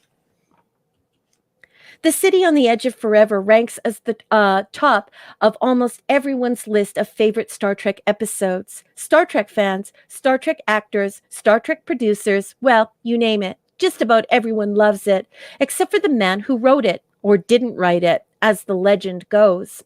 The man credited with writing the episode is Harlan Ellison, a brilliant author of speculative fiction whose work has been much in demand by television producers since the early 1960s. By all accounts, and there are many, The script Ellison delivered for City did not work within the established Star Trek format, and, as written, would have been prohibitively expensive to produce. Those who read the script were effusive in their praise. It was, they said, outstanding, worthy of its own segment in an anthology-type television series, such as The Outer Limits, The Twilight Zone. But, to paraphrase Spock's, it was not Star Trek as they knew or understood it, hence not usable as it was. So who is responsible for what viewers wound up seeing on the screen? The basic framework of Ellison's story remains, as do some of the characters and some of the best lines. But the script went through the hands of no less than 4 additional writers, and each added his own or her own touches. Too many cooks, as generally said, spoil the broth. But somehow, in the case of The City on the Edge of Forever, the work of 5 cooks came together serendipitously, creating a final product that would go on to become one of the most acclaimed hours in television history. And that is all that Block has to say about The City on the Edge of Forever. I'm going to turn it over to Clobby. Welcome, Mexican Iron Man, my good friend, buddy. Thank you for popping in, my friend. We're always glad to see you, bub. Wow. Well, again, this is similar to the way I'm about my superheroes. The Thing is my all-time favorite superhero, but I acknowledge that Superman is the greatest superhero of all time, and he's my second favorite anyway. Whereas, just for weird geek reasons, Mirror is my number 1 episode, but this is the greatest episode of Star Trek of them all, in my opinion. I can think it's greater and still have the other one favorite. I can be that. I can have that contradiction. This is what you're seeing there. Look, Harlan Ellison, who wrote a lot of things back then for television, usually took his name off of stuff. He didn't take his name off of this one, strangely enough. But and his story, if you read it, this is actually they did a comic book adaptation of it about 10 years ago, which you can read with some painted art that looks really good if you want to know what that story is, everyone. It just didn't work. It does not work for these characters. Nope. It doesn't work for this universe. But they did use a bit. The nugget of the story is there. For mostly some of the concepts, but really, did he really write it? I mean, let's just be honest. No, he did not.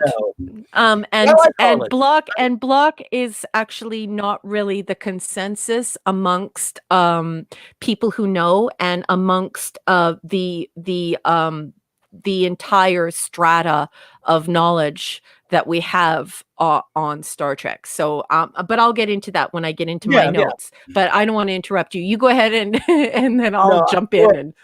Oh no! Look, I love Harlan Ellison. By the way, look, we agreed on very little things, probably sociopolitically, but I love the guy. He was a firebrand. He didn't give a crap when he said whatever he wanted. This is the guy who took on James Cameron's Terminator and sued their asses and won when they stole 2 of his Outer Limits episodes. And again, you can argue that he didn't have much of a case. Well, he won it. Okay, so he was a tiger, Harlan Ellison, but he was a good person deep down. He just didn't want anyone to know it because he would bark and say he was a lot of fun. I just think that this episode really kind of to take the nugget of what he did and then to turn it into such a wonderful story. You have to give it to the people like Roddenberry and Gene L. Kuhn and others, I guess, who worked on it. Yep. It's a masterpiece. This is a masterpiece of television storytelling, the likes of which very few shows have ever reached, and certainly not back then, in my opinion. It's got it all. It's got every Star Trek. Yes, in fact, it's so good. This episode is so good. You don't care that they land on a planet that just happens to have a big donut that can show you time and space, zillions of light years across the universe to Earth, and plop you into it and let you don't care. because Star Trek is usually, of course, it's science and different things like that. It's just a higher. But without the rewrites, it would not have been this, because No. there was not an eye into the past in Allison's work. That was not what happened. He had something entirely different in mind. So I don't usually disagree with you, but I'm going to get into my notes because I don't agree that this guy was a good guy. So I'm just going to cover my notes, and then I'm going to be super quiet. So the alley is the same alley as in Miri, 1966, and The Return of the Archons, 1967. So you'll remember in Miri, Spock gets pelted with crap from above him, and then The Return of the Archons, where everybody is put to sleep in the alley. It's the same alley. Yes. Stone knives and bearskins. Janeway quotes Spock in Voyager's Future's End in 1996. Also, the network was furious about Kirk saying, "Let's get the hell out of here," and tried to have it removed. Also, Leonard Nimoy said that this was one of his favorites because he thought that favorite episodes because he thought that this was an example of good tragedy. The original script by Harlan Ellison did not feature McCoy, but crewman Beckwith, who was the Enterprise's local drug dealer. And it was later said, I've read in a couple of places, that I guess he was suggesting that we do that to Scotty, that we were going to turn Scotty into a drug dealer. So that's a hard no. Harlan Ellison hated all of the edits and all of the humor, and because of that, asked to be nom-de-plumed. And apparently he really got into this with Gene Roddenberry, and of course, Roddenberry refused. The actual writing credits for this episode should go to Roddenberry, Kuhn, Karabastos, and Fontana. It took them 10 months. Harlan Ellison's whining didn't end there. He wrote a book about the city on the edge of forever and included his unaltered screenplay. Known as a difficult person, it is alleged that Ellison assaulted fellow writer Charles Pratt at the Nebula Awards in 1985. At his 2006 Hugo Award-winning ceremony, so he went up on stage, Ellison actually cupped and groped the breast of his presenter, Connie Willis. He has been involved in multiple lawsuits and copyright suits. He was married 5 times. Also, a little known thing about this episode that you'd probably have to read quite a lot of Star Trek books to come out with. Although, it is the internet. Runes were confused with ruins, a hapless homophone, by the set design team. So Jeffries was shocked when he happened upon it, and it was not runes, it was ruins. So Jeffries was pretty shocked when he saw that. So Ellison, I'm not my favorite person, but a marvelous episode thanks to the final edits and the steadfast loyalty of Roddenberry, Kuhn, and Fontana and Karabastos. Just fantastic writing, and I'm so happy that they did what they did. And Scotty is no drug addict or drug dealer, I mean. Well, no. And again, I don't know all there is to know about Harlan Ellison. I know what I've read about him, but I've only met him once. I only met him once, and I've heard a lot of things about him. I've seen him in interviews. He could be abrasive and all that stuff. So I don't really disagree. I guess I'm just trying to be nice, but I mean, he's had a lot of people who, in spite of some of his foibles, have said they liked him. Even Roddenberry got along with him later. I do know that. But I'm a toxic female. I don't mind if a man whistles at me. I don't mind if a man tells me that I'm beautiful. Don't mind if a man opens the door for me. I don't mind at all male attraction. I've learned in my life how to deal with it. Sometimes it's good. Sometimes it's not so good. Sometimes it's completely inappropriate. But most of the time it's good. Men are gentlemen, and they're delightful creatures to be around, and to be an object of their desire, or even just an object of their aesthetic affection, is a beautiful compliment to me. That said, if this bugger would have grabbed me by my boob, I would have knocked him out. I didn't know about that. But I did not know that. I mean, that's news to me, so I don't know that. I did not know that happened. And so no, well, I'm not excusing anything like that either. Yeah. Didn't know. Oh no, that's okay. That's okay.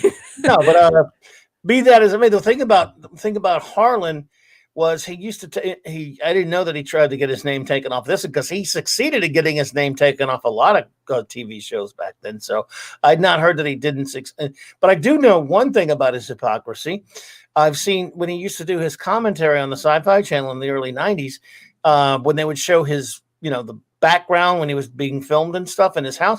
He had multiple copies of the VHS of City on the Edge of Forever, and he also had his Hugo that he got for this thing. So he liked the Hugo he got for it. Yes, I love that you're saying that, because isn't that the case with this person? So he had this tiny little, like, literally, like, if you had a liter of sugar, a full how would I say that in American? If you had 5 pints of sugar, 1 grain of it would be what ended up being on screen. That was his story, and all he did was shit talk this entire the rewrite, having to come within the confines of Star Trek. I mean, obviously Scotty's not a drug dealer.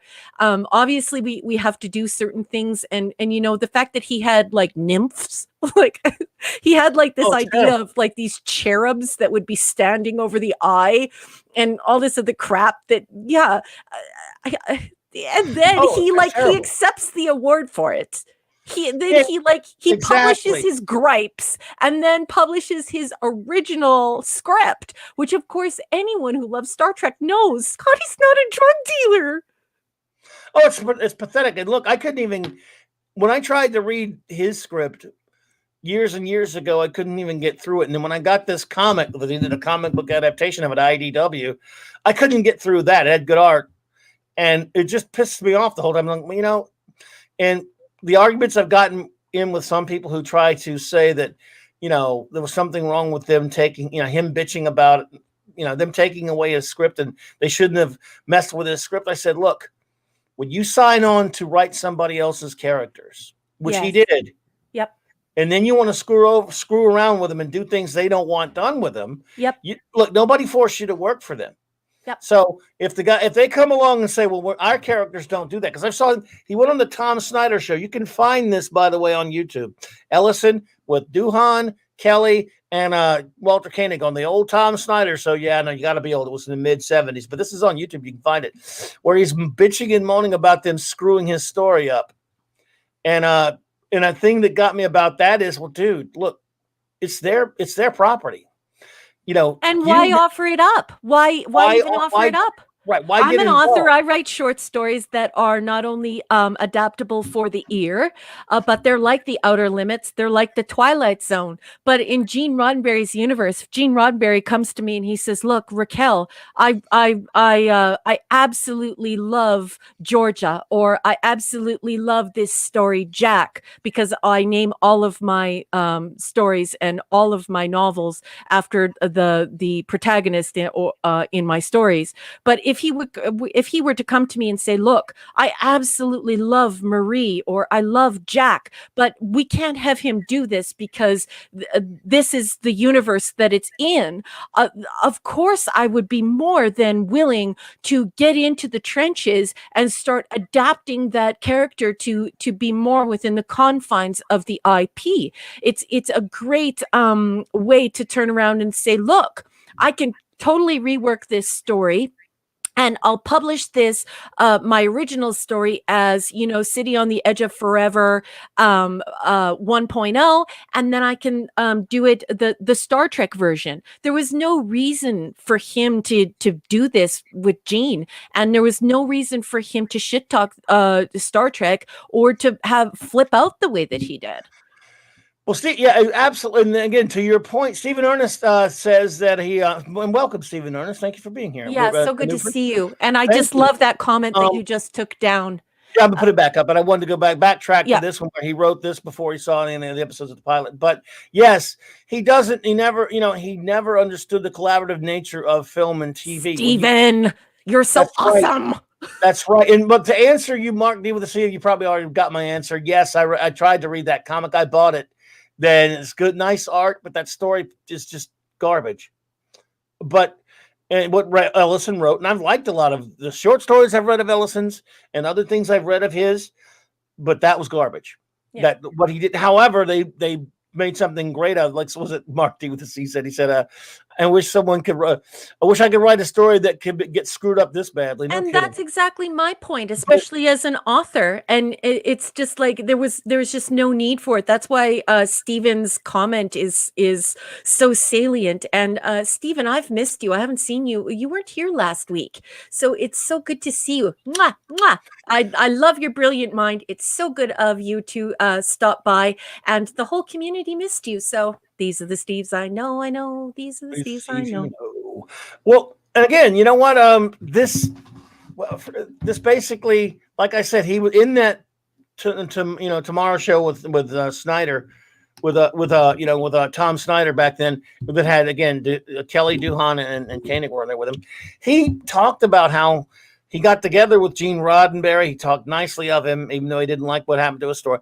And he, even at that point when there were the rumblings of getting a motion picture, that actually before getting phase 2 off the ground, bringing Star Trek back, he talked about how he went to some meetings with Roddenberry with some people over it. So I guess he and Gene were kind of okay, but Harlan was, well, like I said, he was a firecracker. I didn't know the stuff you were telling me about him. I've always kind of laughed at him. He's also been, he's always been kind of had a reputation for being nasty a lot of the times. But the time I met him, he was nice to me, and I didn't even approach him. He approached me. He was at a con. But so look, yeah. And again, he's gone now, but boob grabbing is not cool for all the men out there who don't realize that. No, it isn't. It is not cool. And you give all men a bad name, because I will definitely say that most men, especially most really sexy gentlemen who are just delicious human beings, they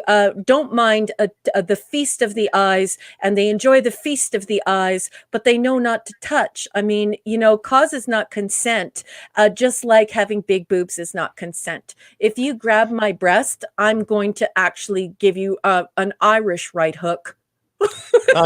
Maybe even a roundhouse. I stand corrected, and I'm properly embarrassed. I did not know that happened, and that's terrible. Yeah. People do horrible things sometimes, and that's the way it is. But was it? Yeah. Well, that's my favorite as well. Mirror, Mirror, Mexican Iron Man. We reached, and then the Cage, and then this one. Well, I love this one. But yes. Well, and again, when you sign on to write someone else's characters, and then you write it, and they don't like what you did, they can change it. And if you don't like that, don't work for them. That's pretty simple stuff. Well, not only that, it's also like the idea of what Gene was trying to do. So why would somebody who's in this beautiful utopia that he's creating, where he's trying to give us hope, he's creating this situation where people are always trying to self-actualize. And by self-actualization, that's a philosophical term where people try to meet and exceed their highest expectations of edification for themselves. So that's transforming yourself by trying to get the highest level of education that you can, to speak the most languages that you can, to be the kindest as you can be, to develop your mind and your body to not only be the best it can be, but so that you can serve society and have a remarkable life. And so Scotty being a drug dealer doesn't fit into that. It doesn't fit in. And so he should have recognized that. And any person who works for Netflix or any of these other places, if you want to do one of my stories, I would be happy.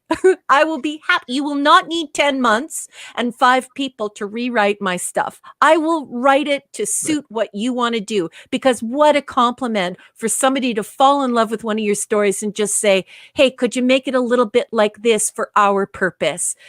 Just like Mark D with a C said, I should be so lucky. Well, and let's talk a little bit about the episode, because that's what we really should be focusing on, how much we love it, because we love it. This is just, again, I think we got sidetracked on Harlan, but he's that kind of lightning rod, isn't he? Yes, he is. He always was. Passed away a few years ago, but yes, he always was that. But no, Harlan notwithstanding, Gene, and Jean and Dorothy and Carabassos Mhm. and especially especially Shatner and Nimoy make this just a masterpiece. This episode is so fantastic. Mark D with a C is giving away a surprise I had, but he didn't know. So I'm going to show that in a minute. Mark D with a C. I've had that ready for us. But again, wonderful story. It's got it all. Has some wonderful Trek moments in terms of characterization. Some great exchanges between Kirk and Spock. Everyone remember those photo novels? Well, this was one of the photo novels, and they used to, they changed some of the lines of it, but they had some great dialogue in this one. The scripting is terrific. Edith Keeler is, of course, wow, my God. Joan Collins at her absolutely. I don't know if I've ever seen her look better for me as a fan of Joan Collins's loveliness. Personally, I hear she didn't like the episode, but I don't know if that's true or not. But this one's terrific. I don't think so. I'm not sure. I would need to see a verification on that Someone because put that in the chat. I didn't say people, basically the only person who didn't like this was Ellison. Everybody else flocked to it, and it won so many awards. It just stood up, and it was pelted with awards like a hailstorm of awards. Everyone loved it. No, yeah. Well, I think someone in the chat put that. I've never heard that. I think. Yeah, I've never heard that either. Interesting. But, blame the chat whenever you got nothing else to hey, Mark D with the say it's cool, brother. It's fine, man. I'm just messing with you, buddy. So yes, she is. I agree, Katie. She is stunning. She was beautiful. Yep. Yes, and wow, you remember? No way, you're old enough to remember Dynasty. You must have seen. I didn't know they still reran. No, this is a girl. This is a girl who watches reruns. Why do you think I pump her tires so much? People are like, "Oh, Katie Carr, why do you pump her up so much on your show?" I cannot believe she actually rewinds all the way back to the beginning of things and invests herself. Nice. She does not pretend at all on Twitter. She's not a part of that transmedia narrative for personal branding. This beautiful young woman, this ballerina, she is just brilliant, and she goes back and she watches all of our stuff. She was one of the coolest kids. Yeah, cool kid, Katie. Yeah, no, I was just saying I didn't think anyone. It wasn't that so much. Yeah, I'm with you. It was more like I didn't think they were ever rerunning that thing anymore. Whoever remembers that? Unless she went back in time to the 80s. I didn't even know that thing was around. Yeah. But yes, Dynasty, of course. Now, this is one of my favorite scenes, of course. Obviously, Katie, of course, quite rightly put some of the speeches by Edith Keeler. She put them in the chat earlier about her speculating about one day, people, men will go to the stars and men will find ways. Yeah, all that kind of wonderful stuff at the beginning of the speech of the 23rd Street mission. But I really do love the scene where she confronts, Spock over taking the tools. And again, where's the cooler cucumber out there in the universe than James T. Kirk? Nowhere, folks. Nowhere is the answer. Because he just says, Mr. Spock needs the tools, and he says they'll be returned. You can bet your reputation on that, Miss Keeler. And I just love this scene. It's so well done, so beautifully acted. When I think it's one of my top 2 or 3 favorite moments in all of Star Trek, when Spock says, "I'll finish with the furnace." But before that, I'm sorry. I got when he basically said, interesting, where do you estimate we belong, Miss Keeler? You at his side. I said, you've always been there and always will. Yeah. And you belong, well, whatever. And then he says, I'll finish with the furnace. He goes, Captain. Even when he doesn't say it, it does. I mean, wow, that scene is beautiful. That scene is brilliant. And the episode's already great. And it just ramps it up for me. Like, this is, going somewhere. We all know what sad place the episode goes to. And then, of course, we have all the tender moments here. Let's see if we can see it on this one. Yes, on the back lot. This was the last time I think they filmed on the Paramount back lot. This is the set of the Andy Griffith Show, everyone. I don't know if you can see that. Let me see. Floyd's Barbershop, everyone. Yep. Oh, Andy, I think there's a guy from the future walking in front of us. Now, Floyd, just sit down and cut. They know people from the future out there. I don't know what's happening, but I love it. And I love Andy Griffith too. So, This is just a fabulous episode all the way through with your stone knives and bear skins, and just as a sad an ending as you're ever going to see in Star Trek. Yeah. So I don't know. I mean, it would take we're already taking up so much time, so I'm just speeding here, and we have so many things coming from the chat that I would rather get to them than just go ahead. I'm not tired. I'm perfectly fine, and we can go as long as we need to. Operation Annihilate has extensive coverage, and I'll talk to you about that after, and we'll figure out what we want to cover because there are several bricks or several tiles or pages to get through. But let's just indulge this glorious chat because this community rocks. So let's just get to what they want to talk about, and let's do it. She doesn't seem to dislike it. Okay, thanks. I don't know who put that in the chat now. It passed by so fast. This chat moves on me, my friends. It's a mover. And I can't even see it very well. So sorry about that. Yeah, don't forget. Again, there's the thing about that. Don't forget the explanation of Spock's ears.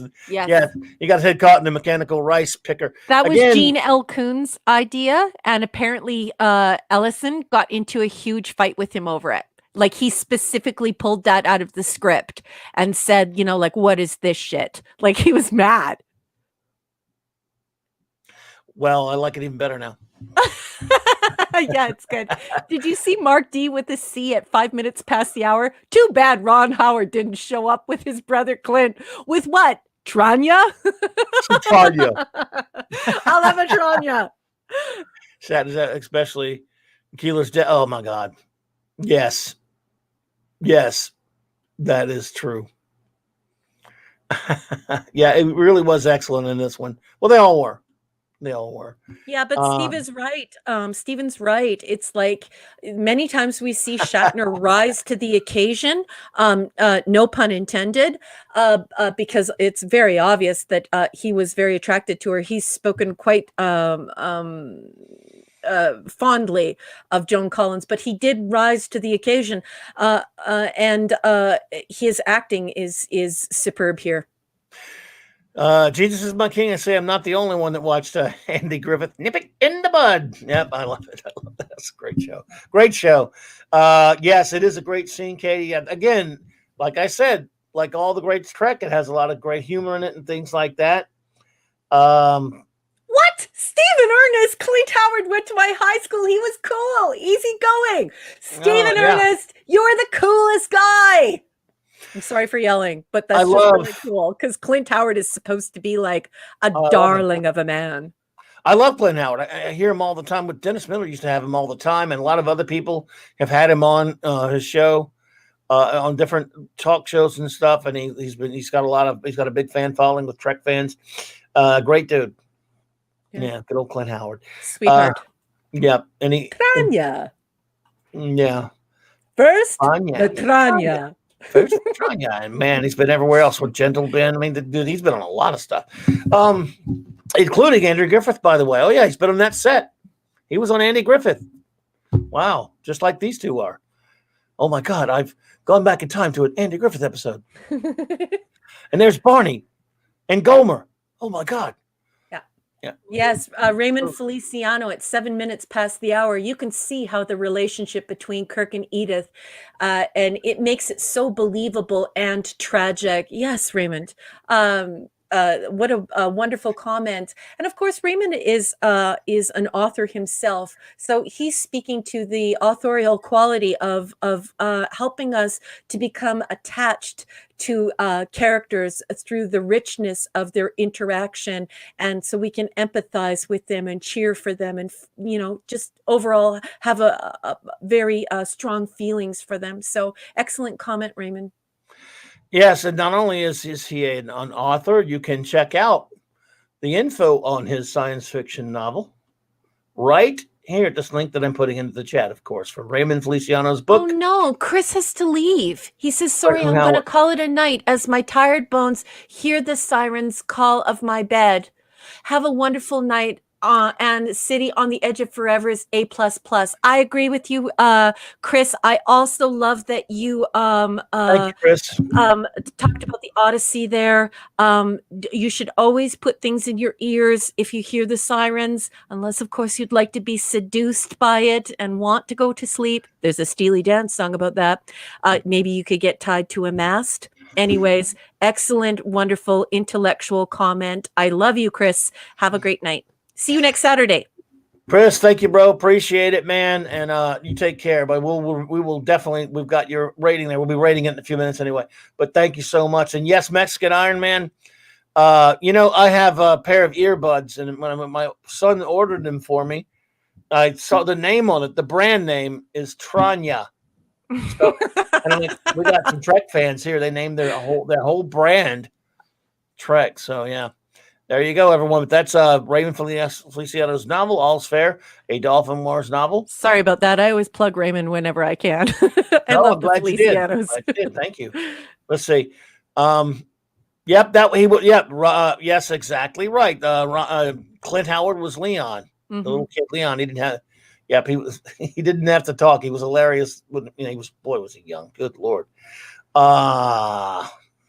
Anyway, so. Again, some wonderful scenes in this episode. Like you said, oh my goodness, the death scene. Yeah. Well, before that though, when he's actually learning from Spock, who has constructed the mnemonic memory circuit with the stone knives and bear skins, and he views a couple of alternate possible futures.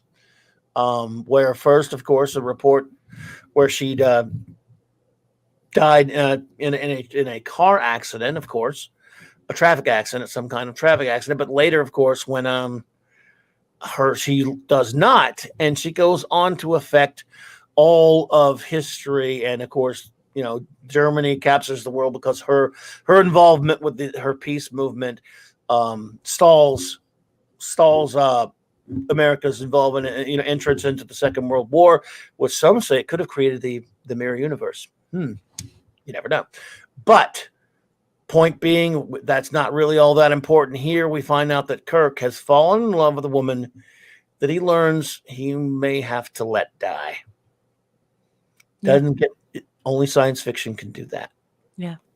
And it is, wow, one of the toughest scenes in Star Trek. I can't even imagine how, it's just look how great the great job they did filming this was truly beautiful.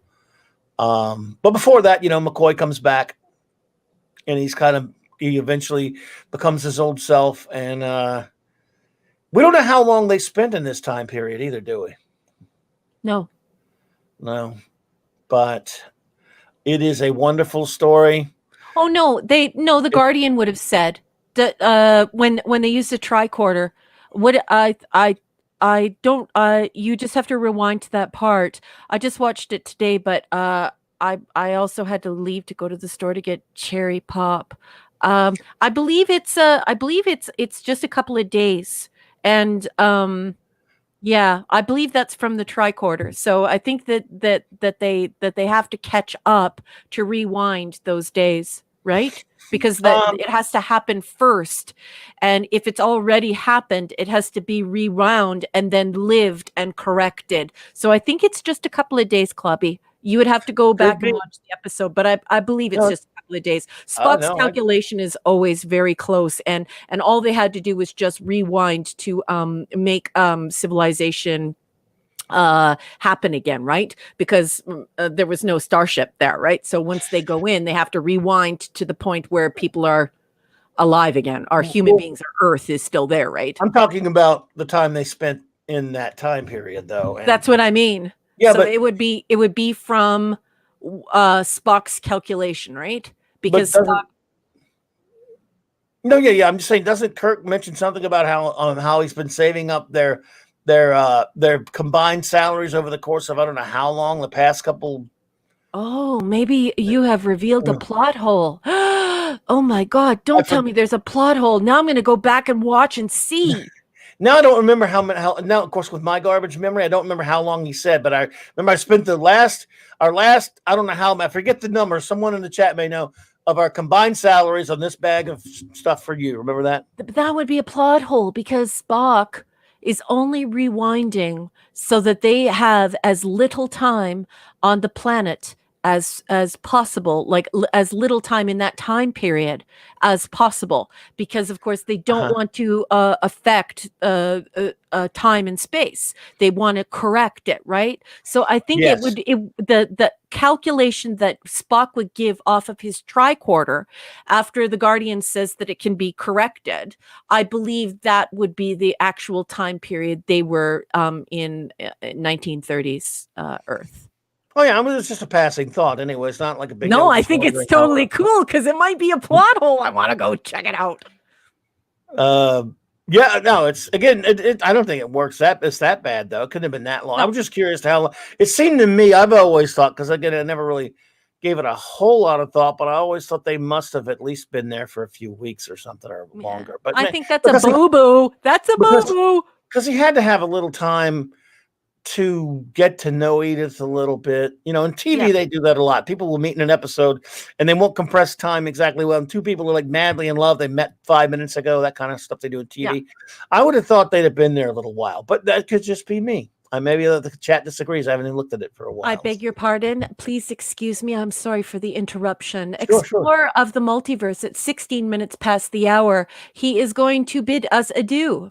Good night, everyone. Great stream. Exploring the multiverse is tiring work. Thank you so much for joining us, and thank you for your wonderful comments to the chat and for just being great company. Thank you for being a part of our community. I hope we'll see you next Saturday. All right. Have fun boldly going in that multiverse there. So we think we have our answer. I spent the other 9/10 of our combined salaries. Did he say for the last 3 days? Filling this order for you. Well, thank you. Good, man. Yeah. Again, 3 days. I mean, I've watched it a million times, and I'm not very observant, I guess. But okay, well, that makes me feel good because I knew it was done by Spock's calculation. It only had to be a couple of days, so very good. Thank you so much, Mark D with the C. Mark D with the C. You have a memory that scares me. Scares me. Well done, sir. Anyway, beautiful episode, a tragic ending. Yeah, listen, I believe well, that's true. See, they did, they had to approximate when to jump. Yeah, they did. You know, a month, a week if we're fortunate. Yeah. So, and they did not end up in Outer Mongolia, which was good. Yeah. So I usually I have the shittiest memory in the world, except when it comes to silly stuff like comments and Star Trek usually, but for some reason, that time measurement escaped me. So anyway, I always thought that it was that it was just based on his calculation, and that was the only time frame. So I thought it was interesting that you said that, but I think it's cool that it was verified for you. So that's good stuff. I think it's very cool, and I like how in your own mind you wanted it to be extended because you wanted to enhance how compelled you were by these beautiful relationships, especially the one brewing for Kirk and Edith. So I think it was a beautiful mistake. But Captain, suppose we learn that so and so Edith Keeler must die. That was some brutal stuff there, and then I don't think you can get much better than the scene after, of course. By the way, a Who movie? A Clark Gable. Who? Yeah, the Clark Gable. Why would he know who Clark Gable was? I guess. I don't think you can get much better than Spock after McCoy admonishes Kirk. Do you know what you just did? Yes. He knows, Doctor. He knows. It's chilling. It's so beautifully done, and it's so. Again, for something that sad to be that beautiful, it's just it's a testament to how great this episode is, how great Star Trek is. Yep. It's beautiful. Hey, you're not supposed to admit your tricks. What are you, the Wizard of Oz or something? Mark D with a C. We're not supposed to pull the curtain back, bro. He says it's a website with this script. Not that good. Oh, it's good enough, dude. Oh, I think I know what website you're talking about. I scanned that one, and if you use Control F, you will actually be able to like call up any of the scripts you want. So, Mark D with a C, you and I are very like-minded, and we have someone making pancakes. I believe it's Maddie's daddy. Damn it, Jim! I'm a doctor, not a pancake maker. Come on, dude. We want the pancakes. Oh, unpopular opinion at 20 minutes past the hour for one of the wonderful Steves I know, who just happens to be Maddie's daddy. He says, unpopular opinion. There's really no reason for Kirk to fall in love with Edith Keeler. As an author, I would disagree. I think that that is what is the tension.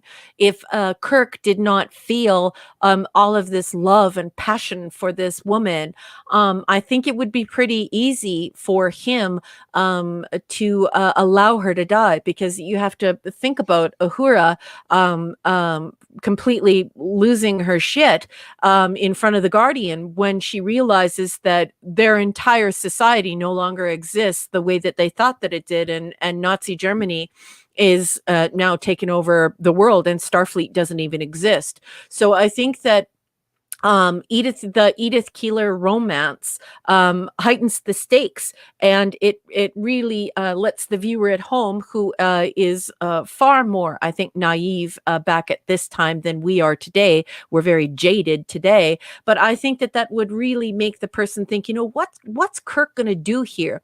And you have to be able to feel that risk. And if you don't feel that risk, it's really hard to invest in the episode. But that's just my opinion as an editor and an author. I'm pretty sure that you could find an editor and an author who would disagree with me. But I think that I would have gone in this same direction, creating that same tension, especially for a much more naive and wholesome audience, and better than we are today. We're kind of garbage people today. I think I would have written it to where they had been there a little bit longer. You know, another at least a few weeks to a month or so, that they kind of grew on each other and got to know each other. But I mean, I'm fine with him falling in love with her, however long it takes. I mean, so I don't agree with that necessarily. I'm fine with it. It works for the episode and it's beautiful. I mean, you could fall in love fairly quickly. They are adults and everything, so it usually does in the real world take time, but you know, you can forgive that kind of thing. It is a TV show. Yeah. And TV does that. It works in chunks. Yeah. Eric K said, I thought McCoy was a few days. He needed to detox. Well, of course he would have been there longer. Right. And that would be, you would have to discuss the way that the time would work on that one. But you are correct, Eric K. He would have been there longer, because remember, Spock has to take the tricorder reading. And when he realizes that they need 2 or 3 days to get this to go backward, and they're trying to minimize it, they need to minimize it, because if they screw up the timeline again, something worse may happen. So it had to be just 2 or 3 days. It could not be longer than that. But it certainly, I think, because this story is now endeared to us, I think we all would have liked it to go on a little bit longer. Yeah, it is kind of, you know, he might have taken a little time to detox, like you said. So I don't know. I don't know how long there was for him falling down, passing out after the guy kills himself with the phaser 1 on overload, to when he finally shows up at the 23rd Street mission. Yes. And how much time has gone by? Like, you would need to calculate that, because that would mean that he did have time to come down, as it were, off of the Cordrazine. So, but I'm not a physicist. Certainly not a physicist. So I couldn't tell you how the time would fold onto itself there. But yes, it would appear that McCoy was there for a significantly longer period of time. And then Spock had to calculate the time to rewind it and correct history, and do it in the shortest window possible. Well, Mark D with a C, I think my answer to that would be about, yes, they did take a man out of time by him killing himself accidentally with the phaser. Now, he was too old. It's not like he was going to have any descendants at his age, probably. However, he, yes, he affected time, just not by me taking out of it. I guess he could have affected it in some way because he might have had other actions. So I don't know. I just love the whole comment. The whole comment is, especially with the emoji, looks like he never had any descendants that made a difference, like in Tomorrow Is Yesterday. Sad face emoji. Yeah. Mark D with the C. The humor was not lost on me. No, I got you. No, I understand that, but I mean, he's too old to have descendants at that point. But yes, and he could have. But what about his actions? Yeah, are taken out of time. Yeah. Maybe he's just the kind of guy that doesn't do much. I think the story, he needed to fall in love, but she didn't really do or say anything that would make me fall in love. Well, Joan Collins, I fell in love with her immediately. I'm weird. Other than apparently being the old woman. Thing. They say men are attracted to women through pheromones. Maybe it was a pheromone thing, Maddie's daddy. I don't know. I think it was a Kirk thing. He just, I think she's a very lovely woman and a very intelligent woman. I mean, a man would fall in love with her. I think. I'm not being facetious, by the way. I'm actually telling you that we biologically have pheromones where different people who smell different ways, we can instantly fall in love with them because we're instantly sexually attracted to them. And there are several scientists who believe that the reason for that is as we evolved, we were not supposed to be with our relatives. So apparently the closer somebody is to you, the more you can't stand the way that they smell. Whereas if you meet Joan Collins and she smells perfect, you want to have 8 is enough. Well, and Katie, who we know, who says she loved the pairing of Kirk and Edith. I mean, it's classic. I love it too. They complimented each other. Also, I'm one not. I'm having trouble with my mouse here. That's necessarily pair the captains with characters. This one fit and was wholesome and was so wholesomely sweet. Absolutely. Now I'm having some trouble with my. Not now, you stupid mouse. First, I believe we have about a week, but before McCoy arrives, but we can't be certain. Yeah, that was Spock did say that. That's true. Mm-hmm. So anyway. I just love this episode. We've named some of, again, there's so much to go through, just basic bits of the episode like I like to do. We get to that classic ending where when they get out of the, again, beautifully acted by Shatner, when they get out of the, come back to the, to the planet with the Guardian. And Scotty says, you've only been gone. What happened, sir? You only left a moment ago. Yes. And he just says, Raymond needs a cigarette. He says he needs a cigarette after my explanation. Wow. Love you, Raymond. I can't even say anything to that. I will not be saying anything to that. You're not getting me. I love it. You're not getting me on that one, dude. Nice try, Raymond. Nice try, buddy.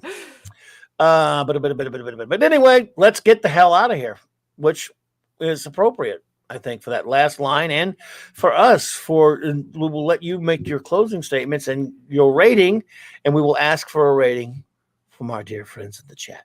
Yes, please start to file those ratings in. And if you want to leave a comment with your rating as to why, that'd be awesome. I love hearing your reasons why. I'm going to give this an A++++++, because the core writers of this show, Gene Roddenberry and Gene L. Kuhn and DC Fontana, did a marvelous job of adapting an idea, not a story, but an idea, and to wonderful effect. This is glorious Star Trek, and they whatever was in it before, and there's plenty of information on that. If you want to go and seek it out, you will find that it was completely transformed into a whole other animal.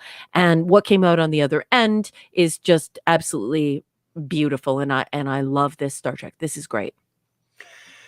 I love it. Let's start getting those ratings, my friends. It's again, it's my number 2 all-time favorite episode of Star Trek, but I also think it's the greatest Star Trek episode ever written and ever made. I just so A+, as many pluses as you can get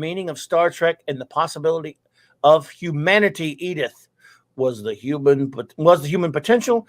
Kirk was the result of that potential. A beautiful and timeless story. Well said, my friend. I cannot agree more. A plus, 10 out of 10, 10.0 for Jesus, the Lord and Savior and my King. This was a what if type of story that had future repercussions for many timelines. Yeah. Indeed, very well said. Let's see if we got any more.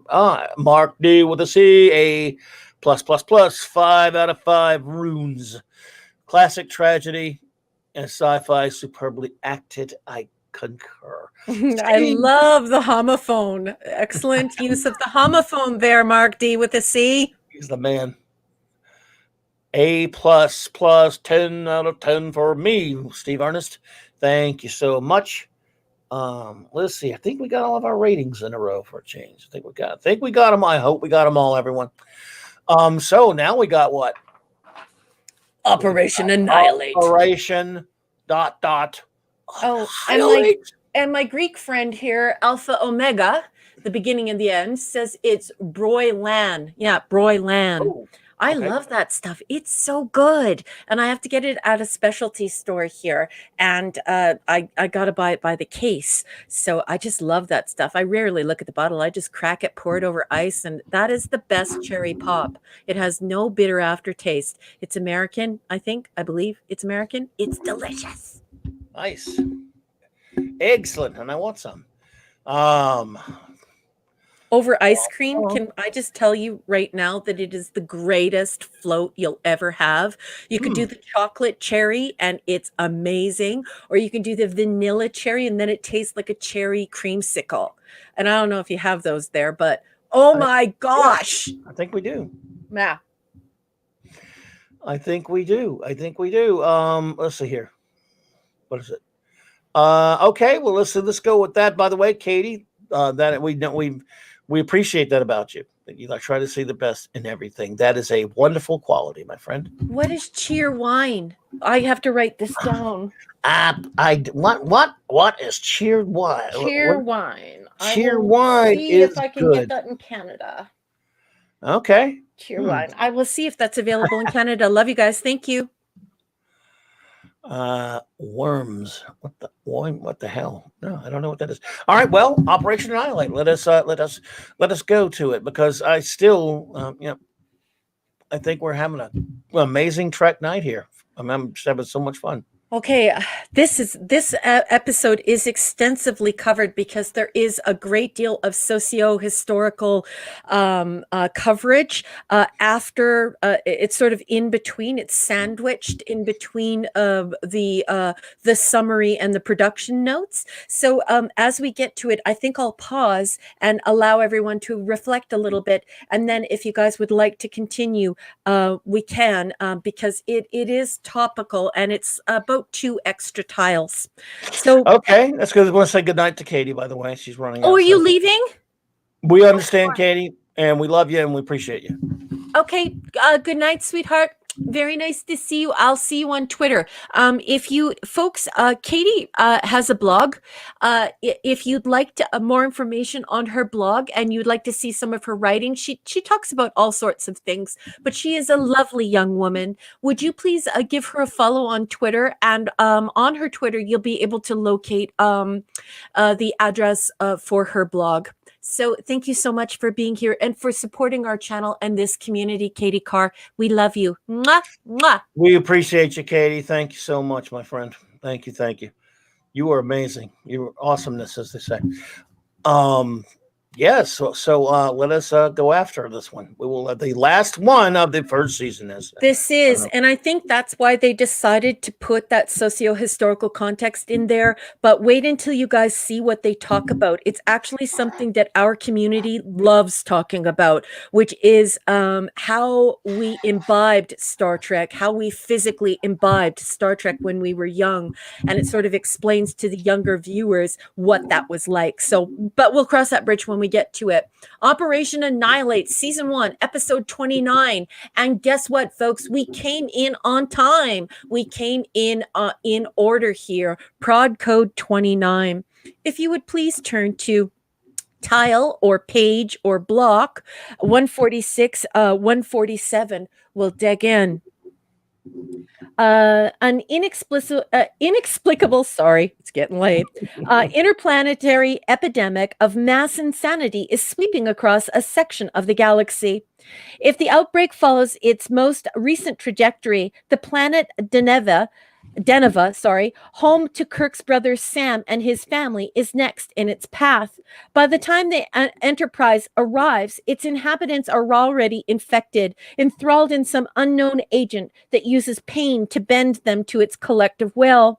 Kirk's brother has already perished, and his sister-in-law, Arelan, which is a very strange name. Yeah. Yeah, Arelan instead of, well, that's not the way it's spelled. Anyways, let's keep going. That's the thing about this stuff. They never spell it properly. And then, anyway, dies in agony after revealing that horrible things are forcing the populace to build spaceships. But to what purpose? While investigating the infestation, Spock is attacked by a strange parasite that infiltrates his entire nervous system within a matter of minutes. Only Spock's rigid Vulcan mental discipline allows him to withstand the pain it inflicts. Spock reveals to Kirk that he's been pressured to take control of the Enterprise in order to spread a large colony of these parasites across the galaxy. For now, he says, he can resist, but if McCoy can't expedite a cure, Kirk must send the Vulcan down to Deneva and exterminate everyone on the planet. Always on the lookout for futuristic architecture, Star Trek production took advantage of the Aerospace and Automotive Corporation, TRW's ultramodern space park headquarters in Redondo Beach, California. Hopefully I didn't brutalize that. Redondo, that's the way it's spelled. Guys, don't shoot me. Redondo Beach, California, for key scenes in Operation Annihilate. Filming commenced on February 15th, 1967, just outside the facility's cafeteria, where the Enterprise landing party was attacked by a band of Deneva's parasite-crazed residents. Founded in 1953 by Simon Ramo, sorry, guys, and Dean Woodridge, two former Hughes aircraft employees who felt there was a future in developing advanced electronic systems for aircraft. TRW became a part of Northrop Grumman Space Technology in 2002. Sorry if I brutalized those names. Be nice to me, chat. So many languages. It screws you up anyway. The original draft of the script, Operation Annihilate, the only episode of Star Trek to feature an exclamation point in the title, did not mention Kirk's family. The character of Aurelin was president, but instead of being a Kirk's sister-in-law, she was the girlfriend of the man who flew his ship into the Denovan Sun.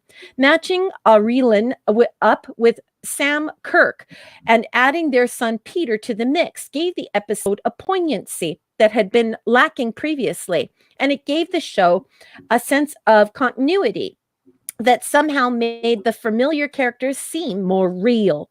Viewers had heard of Sam just once before. In the episode, What Are Little Girls Made Of? The real Kirk tested the android Kirk's memory by quizzing him about Sam.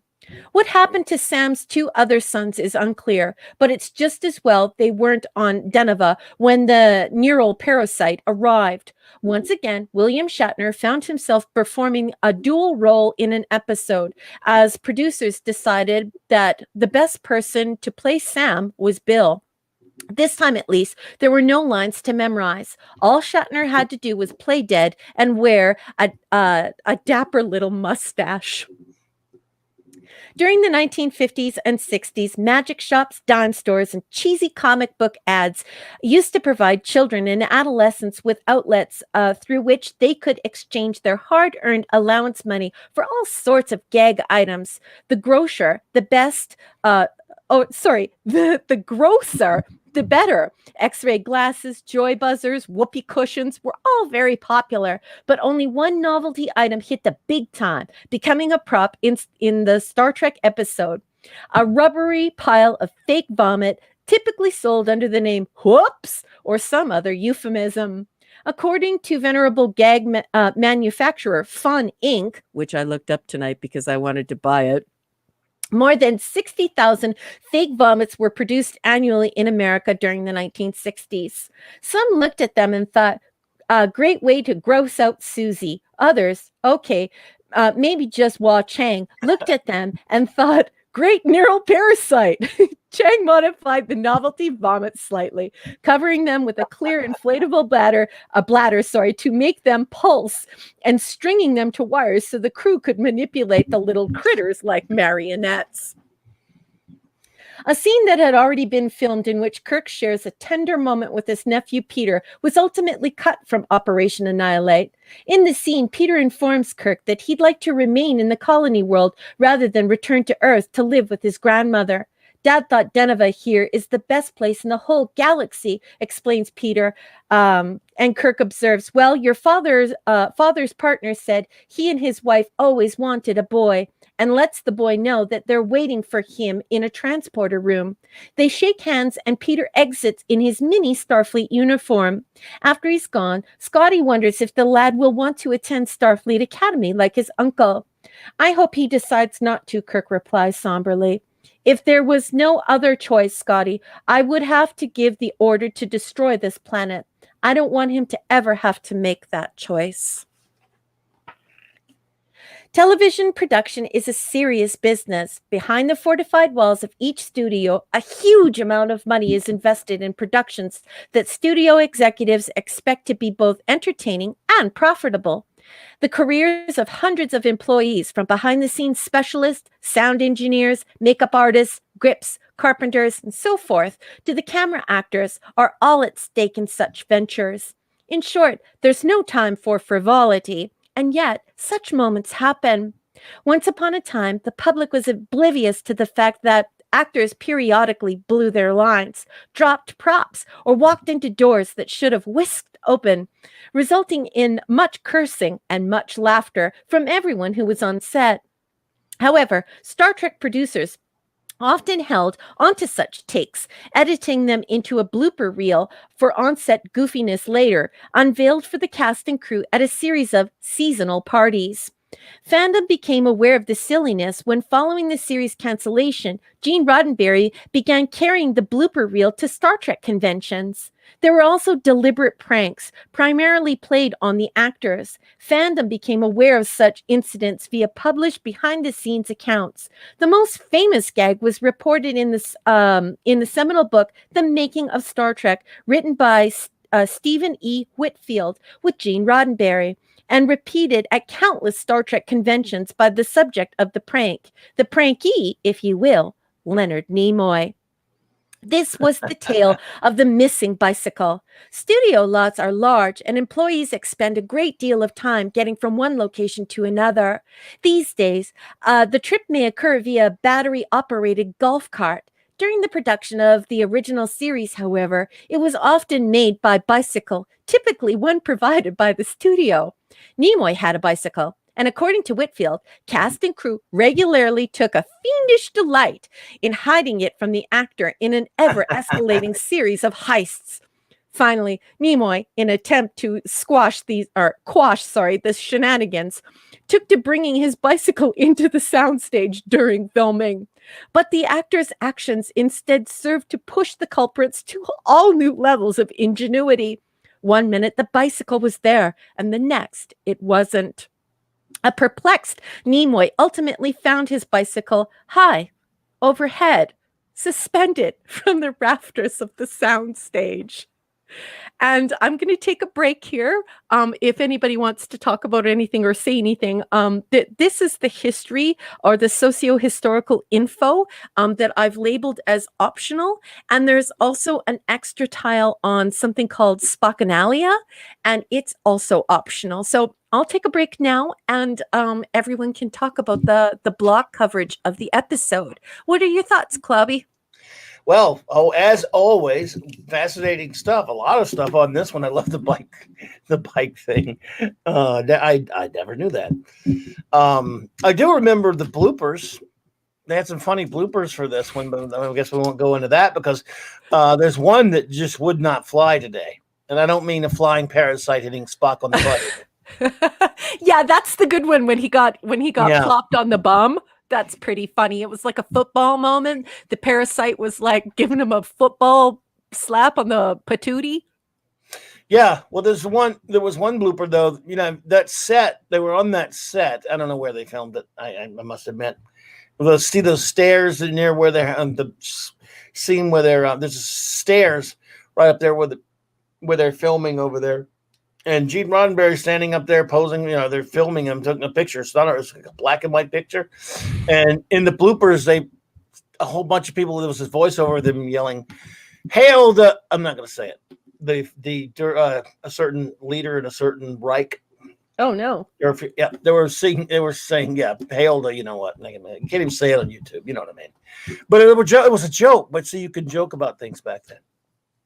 But the thing is that they were constantly almost working entirely against that. So in context, I mean,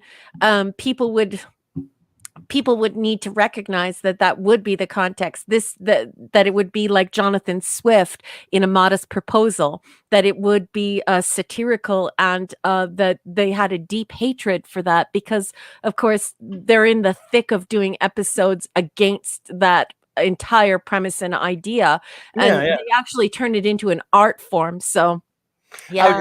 It always sticks out to me because of those stairs and everything. Roddenberry.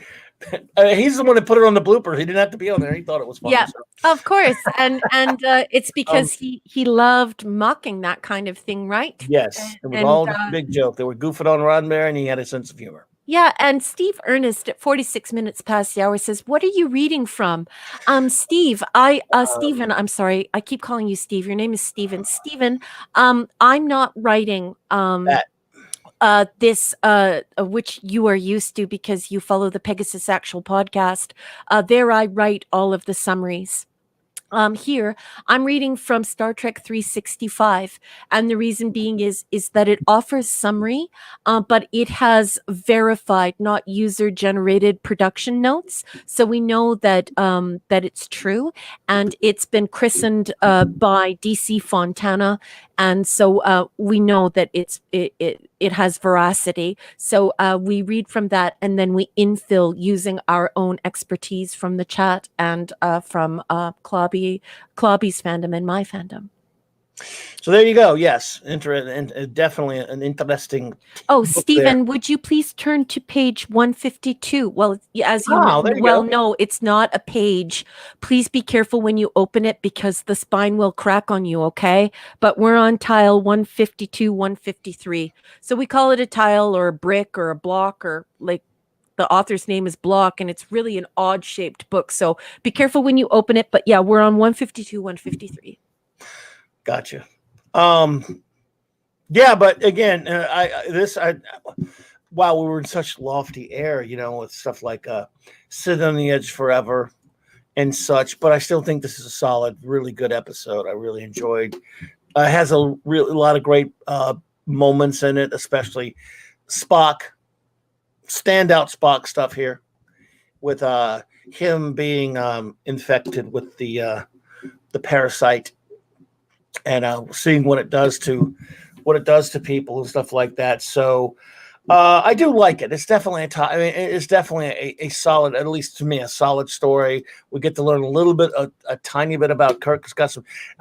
One of my criticisms of the episode, I kind of think it's not a big one. I think they probably could have written the scene where Kirk finds his dead brother a little bit better. His dead brother, even Kirk. Yes, he's got a job to do. Yes, he is a man on a mission. He's a great captain that way, that he's able to be, to compartmentalize it a bit and deal with it throughout the episode. But when he finds out, I think they could have probably had him a little bit more emotional there, because he's still an emotional guy. And then throughout the episode, it seems to me after that, he never even gives Sam another thought. He is concerned about his ship and his nephew and stuff like that. But I think Sam doesn't even come up again, really. And, I think I probably would have written that a little bit differently. That's not a major critique, mind you. I think I would have handled that a little bit differently. Overall, though, some great Spock stuff, especially when McCoy uses the sun, the light thing on him, and thinks he's blinded him for life. Yeah. Great stuff. How about Yeoman Zara, played by Mariska Taliaferro, I think is her name. You guys don't get mad at me, but I think it's Mariska, and then it's Taliaferro, and it's Yeoman Zara.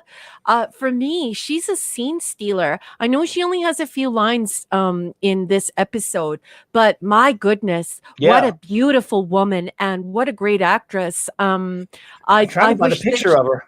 I wish she would have continued in acting, because I don't think she has an IMDb or anything like that. And I think that she's a scene stealer. Every scene she's in and every time she talks, all I can do is look at her. Not only is she gorgeous, but great actress. I just absolutely love her. She got me out for me. Got in a big fight too. She got to be able to do a little fighting and stuff. Yeah, I got to admit, I didn't really think about that. Obviously, she is lovely, really hot. Oh, this is super hot in this. Yeah. Oh yeah. God, yeah. But she didn't really. To the point where she's like a scene stealer. Sorry, go ahead. No. You're right. I got to admit it. Didn't really think about that, but yes. Let's see here, my buddy Ace. Totally agree. Pissed me off that incidentally. Whatever happened to Kirk's nephew.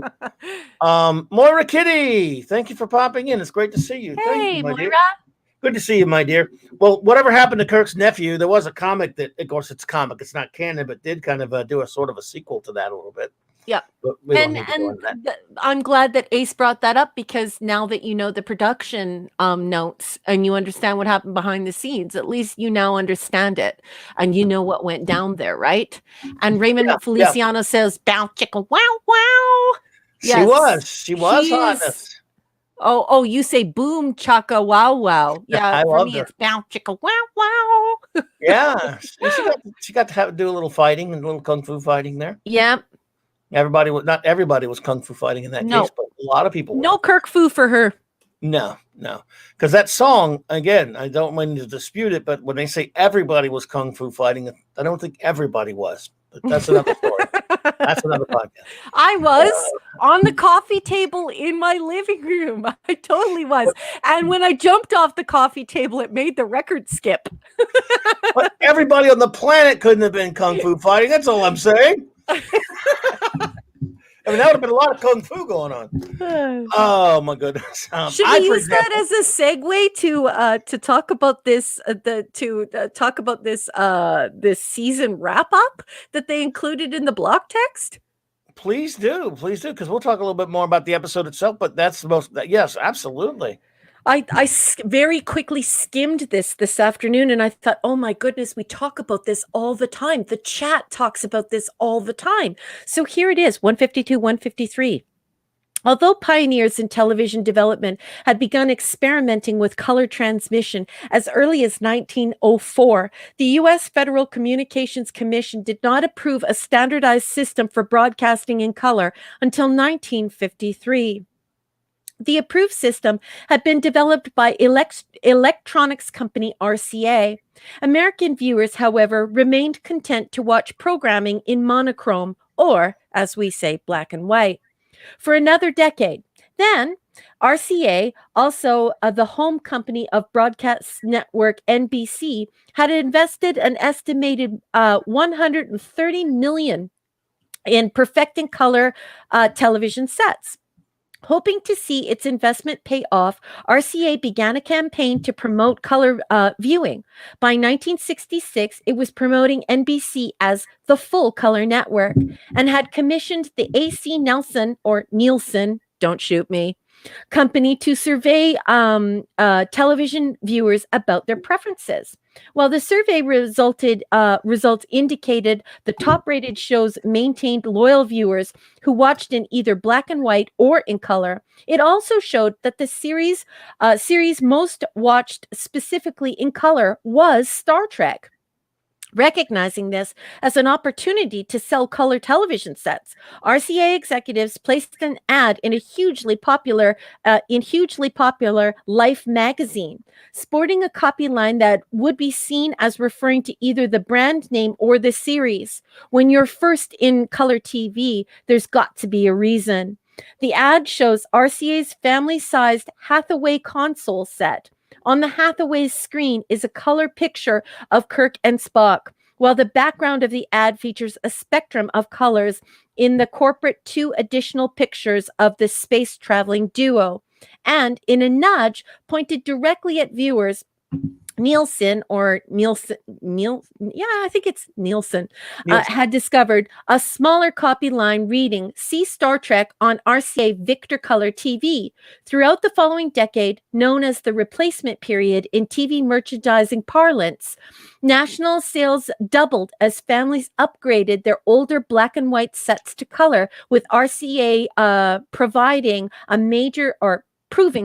major player during the transition.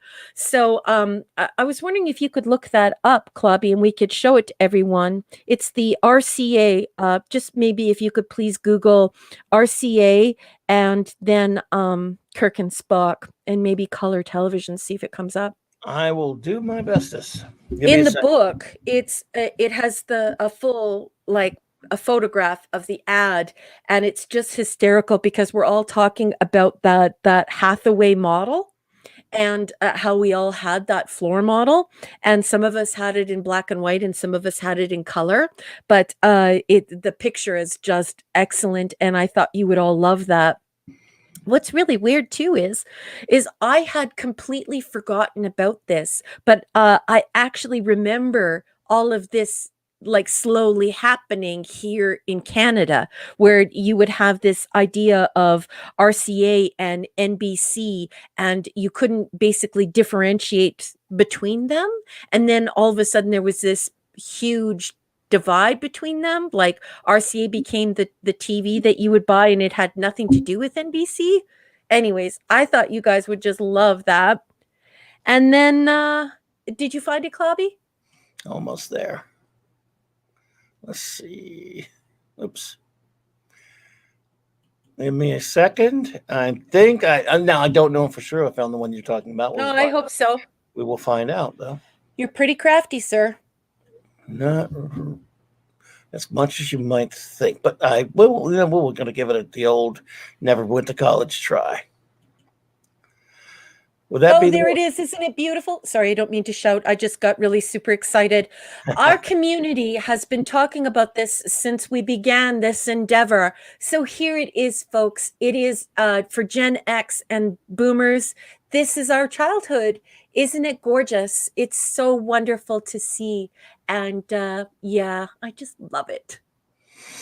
Absolutely. Oh my goodness. That brings back memories right there. That TV, those gigantic console TVs. Good God. Yeah. And it's just so funny because, you know, especially the Felicianos and all of the Steves that we know and all the Marks that we know, we've always talked about this. Eric, we've talked about this with you as well. By the way, Eric's back. You know, it's just we came together as a community over this because once your parents bought the floor model, it became a piece of furniture in your home. So getting your parents to upgrade to color wasn't all that easy. Some of our parents really held on to those old TVs like Zenith. Do you remember Zenith and Grenada or Granada? Like you those TVs used to last like 25 years. And it's just, yeah, it's just awesome.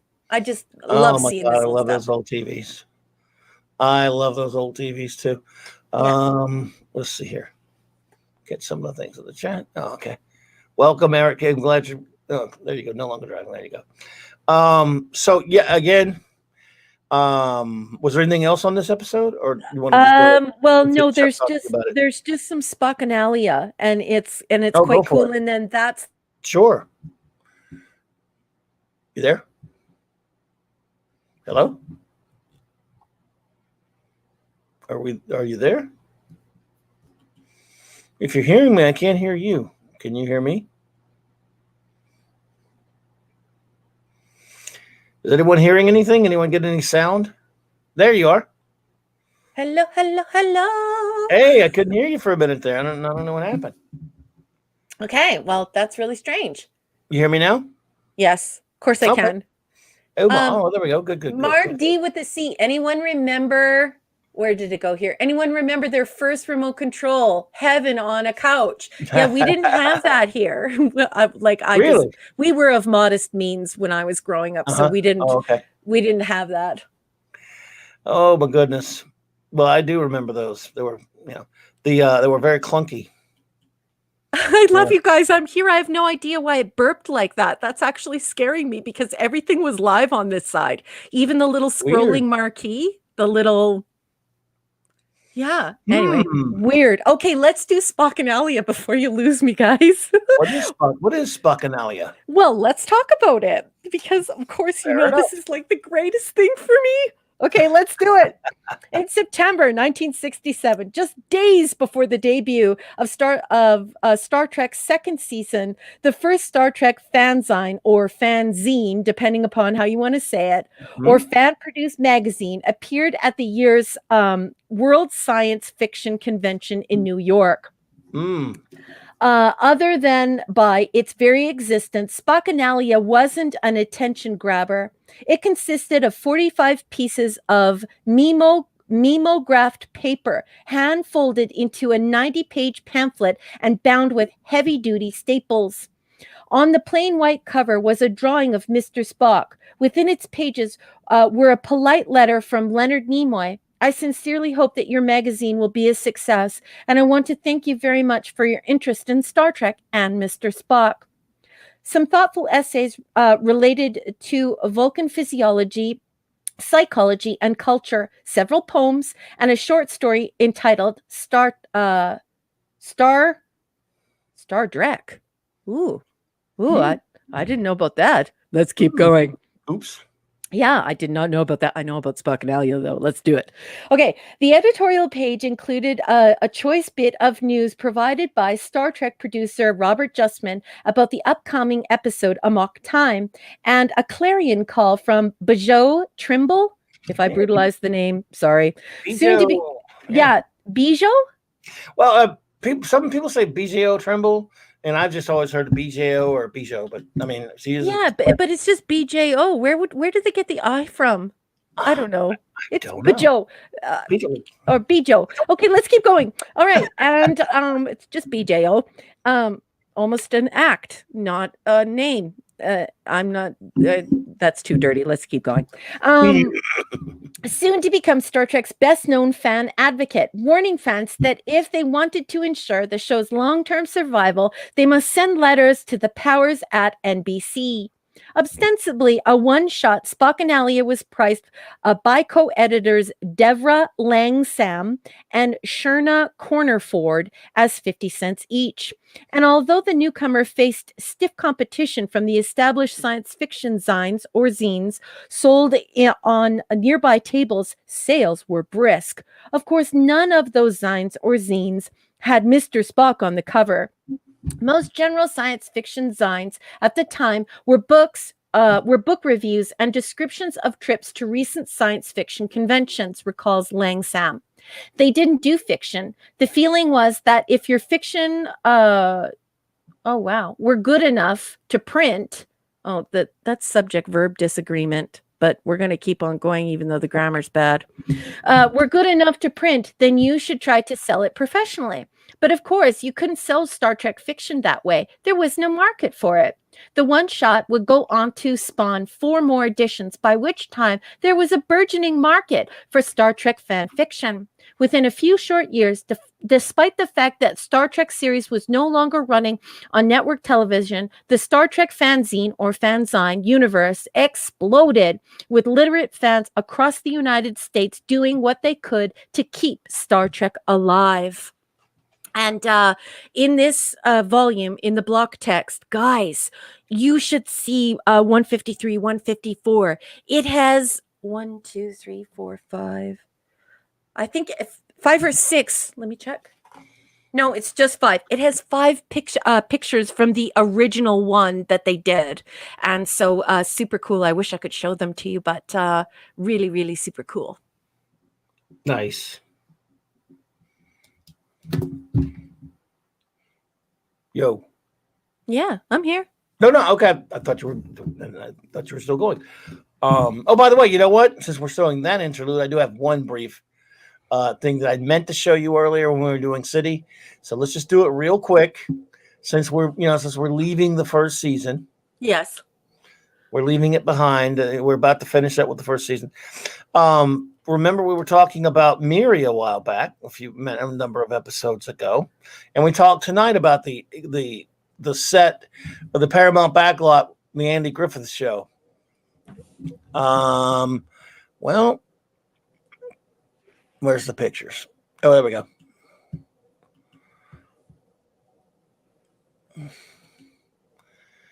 You see that picture right there? That's the Andy Griffith Town Hall. Just one, because I told a friend of mine I would show that, who sent me those pictures that we showed earlier. So I just wanted to show that. So he didn't think I forgot, because he got on me forgetting last time. So Scott, if you're hearing this later, I did show the pictures, and we showed the City on Israel earlier. Just so, and there's Andy Griffith saying, "What are you all doing out there, beaming down from the future like that? Look what you've done to this place." Damn it. So Andy gets all over their asses for it. So I just wanted to say that. Anyway, continue, please. That's it. That's all the coverage for that. That's it. That's the end of the season. Jesus is my King 68. It's 6 minutes past the hour. He says it's pronounced zines for zines. Yeah. I'm a pretty early adopter of the internet. And when zines or zines started, some people began pronouncing it as though it was a word all unto itself, not from magazine. And of course, you guys say Z and we say Z. So that is the reason for that. It's kind of like how people say fave, even though it would be FAV, which would be fav. So, yeah. Thanks, though. Well, thank you for that. No. That's good. It's always look It's information. like GIF or GIF, right? Like people, Yes. what do you like? It's just that's the nature of an international show with so much imaginary and real jargon from so many different disciplines and so many different languages, and yeah. Yeah, but we have always. I've always said fanzine. That's what I always thought it was. But Yeah, yes, from magazine, but then other people, it's been around Right. for people for so long that they just pronounce Zine. It's the same as like if you want to smack around people who say GIF or GIF for GIF when it's clearly GIF. sure. And then people start meme wars on the internet about it. It's quite hysterical. Yes. But I and then- will argue and fight with you over Z or Z. Let's do it. It's a throwdown. No, I'm kidding. I'm totally kidding. I got you. I just wish I did say Zed because it sounds better. Just Yeah. in fact, I try to sometimes. Like there was an old BBC television series called Z Cars. Yeah. If we saw it over here, though, we'd go, "What does Z Cars mean?" But, Yeah. Mark D with the C says forte is really pronounced fort. Yeah, the worst is it can be very, very hard, especially because here in Canada we say things the French way because we have two official languages. So when you guys are like the foyer, we're like, what? What are you talking about? You mean the foyer? Because of course it's a French word, right? And so in Canada, especially because we're multicultural, many times you will hear Canadians actually saying the words that you hear in the same way from their original language. So because if you know a Punjabi person and they teach you a Punjabi word and then you see it in English, sometimes what comes spilling out of your mouth is Punjabi, not the Anglo adaptation of it and stuff like that. So lots of stuff going on there. But like I said, I will arm wrestle you for Z and Z. Indeed. So you all heard it here first. If you want to arm wrestle Raquel, you can find her at arm wrestling. The arm wrestling challenging. Yeah. So yeah, a good episode. I hesitate to call this one great, to be perfectly honest. I have some issues with some of the writing. Again, the man loses his brother after he finally does become very professional and save everything and solve everything by the end. It actually ends on a humorous note, which was funny when, as we all know, McCoy refers to Spock in private earlier. I mean, to Kirk, that he's the Yes. best first officer in the fleet. Yes. And later, of course, when he finds out he actually didn't blind Spock because of the inner eyelid that Vulcans have, and that everything is all taken care of, and they save the day, and they even deal with that complex question that Mark with the D with the C points out, how Kirk is confronted with a decision to kill, to kill 1 million people or save others, blah blah whatever. They kind of just handled it in sort of a lighthearted fashion, in my opinion. When they ended on a humorous note, when you were so concerned about his Vulcan eyes, Doctor, you forgot about his Vulcan ears. Yeah. When McCoy compliments him, he goes, "Why, thank you, Doctor." It's got that kind of, whereas opposed to some great stuff like Charlie X or some others that or City Engine Forever that have a very somber kind of ending. I think that would have worked better here. I think there are a lot of problems with the writing in this episode, personally. Some good stuff in there. It's a good episode, I think. If you overlook some of that, in my opinion, not a great one. I have my, I've got, even with Trek, I've got to have, keep my critical thinking up, because, I was gushing about these previous episodes we talked about tonight, and I stand by that. I adore them. This one I have some issues with to end the season on that note, but it's not, it's okay. Yep. For sure. So, we say Z because Webster hated England and wanted to find distinguish. Yeah, that's just, oh goodness. Yes, and so you also dropped all the U's. Did you notice that? Like favorite, neighborhood, neighbor, color. Yeah, they should have ended on Kirk reflecting on Sam's death. They totally botched that. I don't understand what the thought processes were with their writing. It was a frivolous kind of and and his not only his brother, but his sister-in-law, and a whole lot of people died there. It's just, I don't know, it didn't work for me. Yeah. And then the joke about it's funny, when Spock recovers his eyesight, the first thing he sees, making a I do like it when he says that. Yeah. Yeah. First thing I saw is Dr. McCoy. Yeah, it's fine. Yeah. But yeah, so I don't know.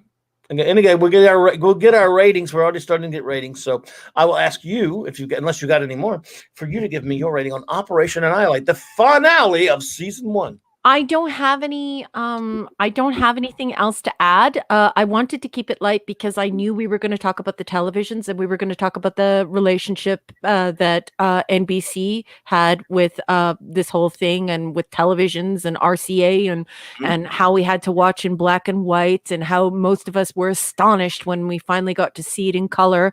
So there's that, and Spockanalia. I encourage you to look up Spockanalia. It's kind of like paraphernalia. So if you want to spell that out into Google and look at those images, they're pretty cool. And other than that, this isn't my favorite episode. However, I will say this, because it's a Spock episode, I have to give it an A. I love Spock episodes, and I'm quite forgiving when it comes to Spock episodes. But there are some holes in here for me. I just love the fact that the yeoman steals the show every time she's on camera. And it's a Spock episode. It's an A for me. Okie doke. Well, I am going to give it a C plus, I guess. And it gets the plus because there are some good moments in it, some really good drama between, I think, Kirk, Spock, and McCoy, when McCoy realizes that he is, as far as he knows at the time, has inadvertently blinded Spock. That was some true good dramatic moments in it, amongst in my opinion, an unevenly written episode. So I'm going to go C plus. Our buddy, Arin Feliciano. Sorry, I'm laughing about the wonderful comments in the chat. Please continue talking. I didn't mean to interrupt you, but some of it's really funny. That's fine. Just tell me what you got, and I'll find it if I can find it. No, you just keep on going. But it's really funny. Wait till you get to it. You're going to burst out laughing as well. Well, give us your ratings, everyone. We got a B plus from RN. We don't have a lot of ratings going on here, so let's see. We'll just go with comments. This should have been Flip Flop Lucidian's favorite into being the end episode. Yeah, I agree with that. Actually, what a great comment. That's a good idea. City should have been last in that season. Absolutely, you could not end the season better. I mean, I know it was produced. This is production order and air date order, but in this case, yeah, I agree with that. We have to use a separate. Okay, let's see here. We'll go down the line. We'll hopefully get some ratings. $100. Spock's is smiling when he spins his chair around McCoy after he calls him the best. Modern technology. Let's see if we can find one. I'll get to the one you're talking about. Yes. Alpha and Omega. Yeah. You know that I actually had to have somebody confirm to me that it was not Gadot, that it was Gadot. Gadot, I thought for sure was her name, and then I found out that she was Jewish, and then I was like, oh, okay, and that's the way that they pronounce it. So, but I was blown away. You're now Alpha and Omega is really starting to get into like my own personal hell when you're speaking so extemporaneously on so many different subjects and so many languages. You're like, ah. Anyway. Well, Mark D with a C, B3 out of 5 flying pancakes. This is the one that made me burst out laughing. Plot holes in the episode with sloppy writing. Like how? Yeah, I agree with a lot of the plot holes. Him figuring out the light answer. I don't know. Was that a plot hole? No, I don't know. I'm not sure about that. Some of it's a little weak. Yeah. Yes, Listen to Scuba Pete's. Demonic chicken cutlet parasites. Oh, so funny. Oh, you are. I am. I'm a damn toxic female. Yeah, I'm horrible. I objectify, man. I'm an awful human being. Maddie's daddy. C minus. Maybe C minus. See for Catwoman. Operation Annihilate. I like it, Dr. Hercumonkey, and I like saying Dr. Hercumonkey, so it's a bonus right there. My husband loves that name. I love it. It's the best name I've ever seen, man. Yeah, it's best. B 8.2 for Jesus, the Lord and Savior. Students ever would have been a better season ender. You put that one up. Yeah, that's a good one. I definitely agree with you, sir. 7 out of 10 for Alpha and Omega. Yeah, I actually agree with that. That's a very good rating, Alpha Omega, but it's a Spock episode, and you know me with my Nimoy. Yeah, he does feature prominently in it, but so does Spock's brain. So we'll see you talk some game with that one, Missy. We'll see when we get to Spock's brain. And is there in truth no beauty? Ugh, sorry. But I'm gonna have to bring like pro level rhetoric to that. It's gonna be horrid. Bring your A game. Brain and brain. Right, what is brain? I wouldn't know. I barely got out of kindergarten. C plus or 6.6 out of 10 for Stephen Ernest. Thank you. Yep, that's a good one. B minus for Eric K. The Great Lunch. That's fair, Mr. K. C. See. Let's see here. There's a story. You forgot CSEA. Maddie? Well, where? Oh. Sorry, just Maddie's daddy. You said it's C. See? You forgot C. SEA. Oh, that would have made it perfect. That would have been like homophone utopia. I will definitely want to hear that story, Doc. Dr. Hercumonkey, I said it again. Clobby for the win. Why? Because of brain and brain. Brain. What is brain? You're already assembling your army. Oh my! Don't say we. Oh, you say that so much better than me. Let's see here. How about rating the first season? Oh, well, yeah. I mean, I give the first season an A to an A plus because, you got. I mean, at worst, you get something like alternative factor, but you don't have any. Other than that, I can't think of another. Unless I'm forgetting another really super big stinker. And you go from good to good, solid to many great ones. So a big A to an A plus for me for season 1. What about you? For the whole season? Whole season, like, this is my life. This is an A plus. I'm not sure, but I think that this might be a dirty comment from Raymond Feliciano. He has a dirty comment. I believe that's a dirty comment. Pinky in the Brain? But it's a TV show. That's a cartoon. I know, but Raymond's clever. Anyway. He is, Raymond, you devilishly clever chap, you. Yeah, I'm gonna give the whole first season an A plus. When this came into my life, I thought, Eureka, I have a life. No, I'm kidding. Eureka was a completely different show. I love Star Trek, and this is a whole season. And who wouldn't love a full season of Star Trek? It is an A plus. Agreed. To infinity and beyond. Infinity and beyond. I mean, it really is. I mean, again, when you have your percentile, when it's one really big stinker, and then after that, there's nothing really. There might be an episode here that you thought was just it's all right, but there's very few that are just all right. There's some very good to great to, as we know, masterpieces in the first season. That's as a whole that makes it just off the charts. Yeah. Arthur C. Clarke declared it the season that held the only episode he ever watched. Wow. Well, not watched. I shouldn't say that. That's incorrect. I'm sorry. I'm just getting tired because we've been on for 3.5 hours and it's quite late here. And so my brain's getting kind of gooey and mushy, but he didn't say that. Arthur C. Clarke actually said that that it was like the only episode he like fully remembered and how seminal it was and that, it was just very important to him. So yeah, anytime you can do that in a television show, the whole season gets a pass and it gets a good grade.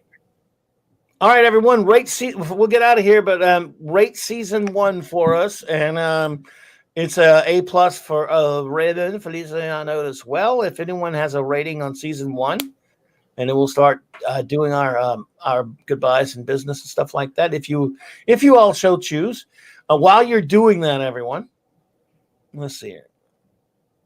Yes. First season of TOS is the blueprint for how Star Trek. What a great comment. Very good. Yes, absolutely. Alpha Omega. Final first season TOS. Oh, I missed one side. This thing jumps on me here. Where are you? Lazarus. First season. Ave for affection. Kurt Wobbleizer. Well, I missed one. Did I missed the where's the Lazarus thing? You said something about Oh, Lazarus. yeah. That's Scuba Pete. Oh, there you go. So we got some more ratings here. I like that Scuba Pete remembers my favorite worst episode. It's because Scuba Pete is like such a cool person. But yes, like when we're talking Spock's brain. Oh boy, that's gonna be fun. I can't wait. No. I can't wait for the third season. It's not my last. Mr. Lazarus is my last. Boy, A+ and a bunch of pluses from Scuba Pete and from Mark, Dr. Hurt the Monkey with an A+, and we've got let's see, season. Oh, this thing. Sorry, this country thing jumped on me. A+ typical channel. My Lord, your inner Lord Thoth. You know what? I think Lord Thoth. Boy, I'm gonna have to ask him. I'll ask. Because would he give it an A? Now I want to know. No, he might give it an A, but not a plus, because tonight, Eric, while you were gone at work, he actually said that he's reserving all of his pluses for later. And he has a specific time when he is going to engage the plus mechanism. So I think you might be right, Eric, about the A, but maybe not the A+. But Lord Thoth, yeah, he's a tricky one. I will ask critic. him. I am going to ask him. He's a good buddy. Our good buddy Ash has only seen. I did not know that, Ash. Season 1 of TOS. So are you in for a treat, sir? Because I love season 2. I mean, spoiler alert, I love it. Oh, so, I love new Trekkies, Ash. I love you. So good. A+. Thank you. And I envy you. I wish I have a garbage memory, but I wish I had a way to like wipe all of the episodes of Trek out every now and then, like to erase them so you can have it again. Yeah. It's fun knowing them, watching them over and over. Don't get me wrong, but it would be kind of fun to do that. You know, it's just yeah. Let's see. Scuba Pete, don't tell West Booty. Yeah. Is a great dude. I went on this show recently with him. And we talked about alternative factor. Don't bring him back for the day. Trying to see. Let's see. Oh, Eric says I wasn't working, just a road trip. Oh, okay. Sorry about that, honey. I didn't mean to mix it up. Gotcha, bud. Yeah, I love season 2, so yeah, it's gonna be a lot of fun. Well, I tell you what, I just had a blast all night, especially because of my wonderful first officer, but also because of you wonderful folks. Yes. And I'm gonna call you all out because you deserve it. Because you're yes. All anyone listening to this later, thank you. Any one of you who listen, we really appreciate you. And you should know these names because these wonderful people in the chat help us have a lot of fun if you enjoyed this at all. And they're really wonderful conversationalists. And this really is a community here. I've never seen a bigger group of nerds who are just the most wonderful, friendly people. Our chat has our community has such wonderful manners. They're so welcoming and so helpful and so sincere. If you ever do get a chance to move beyond podcast and join us here for the live chat, I want you to know that you will be warmly welcomed by these wonderful human beings who make up the community here. Couldn't be said better. And again, yes. So if you ever are able to pop in, we love that you're listening no matter what, because we do appreciate it. But if you ever do pop in live, we would love to see you. Thank you so much for your listening, whether you're live or not. But our amazing chat does help us make the show that we do. Esh says, the thing is, I've seen all of TNG, including the movies, Enterprise, Voyager, and I have all seasons of TOS on DVD. So I only ever watched the first. Well, I hope you watch the other ones, my friend. Hey, Tim Myers just popped in at the last minute there. Tim Myers. We're about to say our goodbyes, but I tell you what, I'm glad you popped in, sir. It is great to see you there. And I'm going to start saying our wonderful goodbyes to our wonderful chat. It'll get one of these days. Maybe there'll be so many of you I can't do it, but right now we can. I mean, or I'm going to forget people a lot, but we're going to try not. We're going to. Here we go. it. Here we go. Of course, some of these will be some people that have had to run, but we're going to say them anyway because we love them. The great Lord, my great buddy, the Lord Thoth was here. Woohoo. Okay. I want to say a special shout out to my fantastic friend Ace Cast Iron, Yes. who is here. My brother, love you, buddy. And I'm so glad you were listening, man. It's great to have you here, bud. The great Maddie's daddy, my good buddy Steve, was here. Steve. We appreciate you, brother. Thank you for being here. The great Mexican Iron Man, if you're still out there, bro, I appreciate you popping in. But either way, we're big shout out to my good friend Mexican Iron Man. The wonderful Katie Carr was here with us. We love you. She had to run, but we wanted to say Katie's name and to how much we love her. My buddy Project Storytime had to roll as well, but we appreciate you being here, my friend. As of course the great Chris Persia was here as well. Earlier he had to scoot, but we appreciate the great wrench of the North. Also, of course, some of our other friends who are still with us, I do believe. Brett Cohen was here. We thank him. I think he had to run, but I'm not sure. Brett Cohen, thank you. Alpha and Omega. Thank you. Hail. Hail, Alpha and Omega. Jesus is my king. Jesus, we appreciate you, Jesus. And I appreciate Jesus because I hear he's a nice guy. And Jesus as well. I also really like Jesus. Yes, and again, the greatest name on YouTube, Dr. Hercule Monkey. Whoa, whoa. Yes, love you. Mwah, mwah, mwah. Indeed. Scuba Pete. Scuba Pete. One of the greatest names on YouTube, of course, also one of the greatest wrenches, of course, is the great Eric K., my brother. Yes. Thanks, He helps us not just wrench the chat, but he also has helped us many times in the production of this show. He will hunt down information for us if we're missing it, and he is such a welcoming and wonderful person. Eric is a part of why our chat isn't just a chat; it's a community. So all of you who are out there and listening, Eric's here and he'll show you the ropes, and don't be intimidated by that quick rolling chat, and get on here and join us if you feel up to it. You're more than welcome. Yes, indeed. Big shout out to our wonderful friends, the Felicianos, Raymond and Sandra. We love you, and we appreciate you being here. Please, best couple ever. The bestest ever. They are. And we appreciate you being here. Please, of course, I'm going to put this link back as soon as I can grab it here for his book. Yeah. So anyone, please, can see the info. They follow this link and see the info on that. And I'm putting it here now. And we're going to continue saying some goodbyes to some great friends here. A wonderful contributor to the show, of course, is the amazing Mark D with a C. Yes. Very smart. Friend. Yes. Very knowledgeable Trekkie and such a wonderful person. Thank you so much for all your great comments, Mark. He keeps us on our toes. He's put some great quotes in there, dude. I can't get to everything, as you all know, sometimes because we're going fast and stuff. But I try to highlight them when I can. Incidentally, a bit of a side here. Raquel is also an author in her own right, and you can follow this link here to check out her work. That I put in the chat there. Oh, thank you. Of course, because we love Raquel. She is the greatest.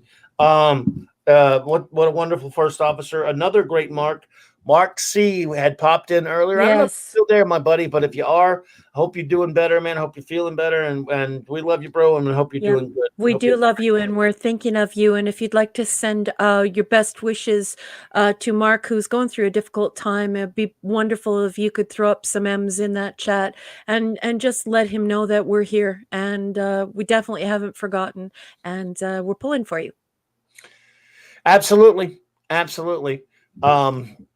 Let's see here. And again, for those who are listening to this later, I'm putting up on the screen right now. That is Raymond's information, or the name of his book. You can Google that. You could see it on there on the screen there. Doug Oberg, D. Oberg, my friend. Yes. By the way, Mark, we'll see if you are hearing this. You get some M's in the chat, bro, for you, buddy. We appreciate you. Yeah. And D. Oberg is a great artist and a great pal and a great Legionnaire, too. Thank you for being here. Some friends that popped in, or some nice people popped in that I don't know that well, but I've seen them from time to time. The comic book G Spot. Thank you for popping in earlier. Great name. Great name. A great name indeed, sir. And there, yes, and then of course they were getting some M's there. Let's see. Also, Did we get Stephen Ernest? Because Stephen Ernest is a cool cat. We can't forget about him. He's a wonderful human being. Okay. I got him. I wrote everybody down this time. Oh, good. Now I may have forgotten some, but I'm not sure. Stephen Ernest, thank you so much, Stephen, for being here. And another good friend of Raquel's that I think is a really cool guy, Supreme Heretic. Drew, yes, is a cool dude who had a birthday this week. He'll be doing a birthday stream tomorrow, I believe. He will. It's going to be a lot of fun. Indeed. So, Drew, I don't know if you're still hearing this, my brother, but I was in the chat when he was on with Wes Moody last night and talking some comics with Drew. He's a cool dude. The beautiful, magnificent Purple Valkyrie. It's very late over there. Yes. She may have gone to sleep already, but yes.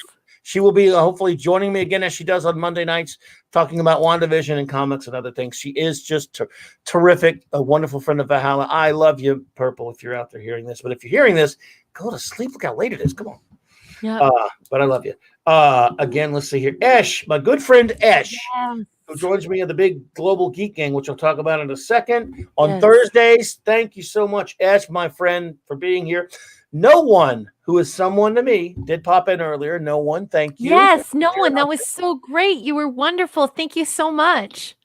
Absolutely. Moira Kitty popped in earlier. I don't know if you're still there, Moira, but she did. She just checked in. Yep. Oh, well, thank you, sweetheart, for popping in. I appreciate you. Please go check out her channel, by the way, Moira Kitty. And I got a lot of. By the way, Tim Myers again. Tim Myers is a good buddy of mine. He popped in earlier. Tim, I appreciate you. That's all the ones I've written down. I hope I did not forget anyone, but if I did, there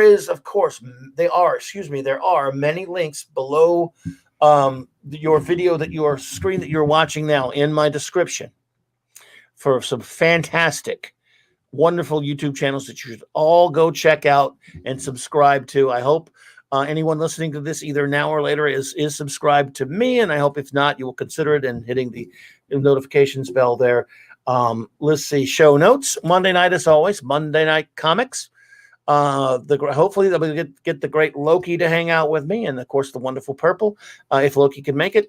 And we're going to talk. Well, we'll continue our review of WandaVision. I mean, I don't mean that. That's a big no thanks for me. I don't support Disney. Lucky you. I don't either. I don't pay it a dime. But we will continue to talk about it. Let's put it to you like that. Mm-hmm. Comics and other stuff in the future for my comics, and when that's going to be over soon. All kind of fun stuff planned for the Monday Nighter for comics, including the Comic Book Hall of Fame, in which only I will be allowed to vote. So these voted on entries into the Clobberin Times Hall of Fame will all be fairly voted upon, only by me. Mm-hmm. Unlike other Hall of Fames. Anyway, just me. So Wednesday nights, Open Geek Foolishness with Flash joins me sometimes. Other friends join me. I hope we'll have something going on. Maybe just I'm not sure what. It'll be open. And then my new show Thursdays, 1 p.m. Central Standard Time.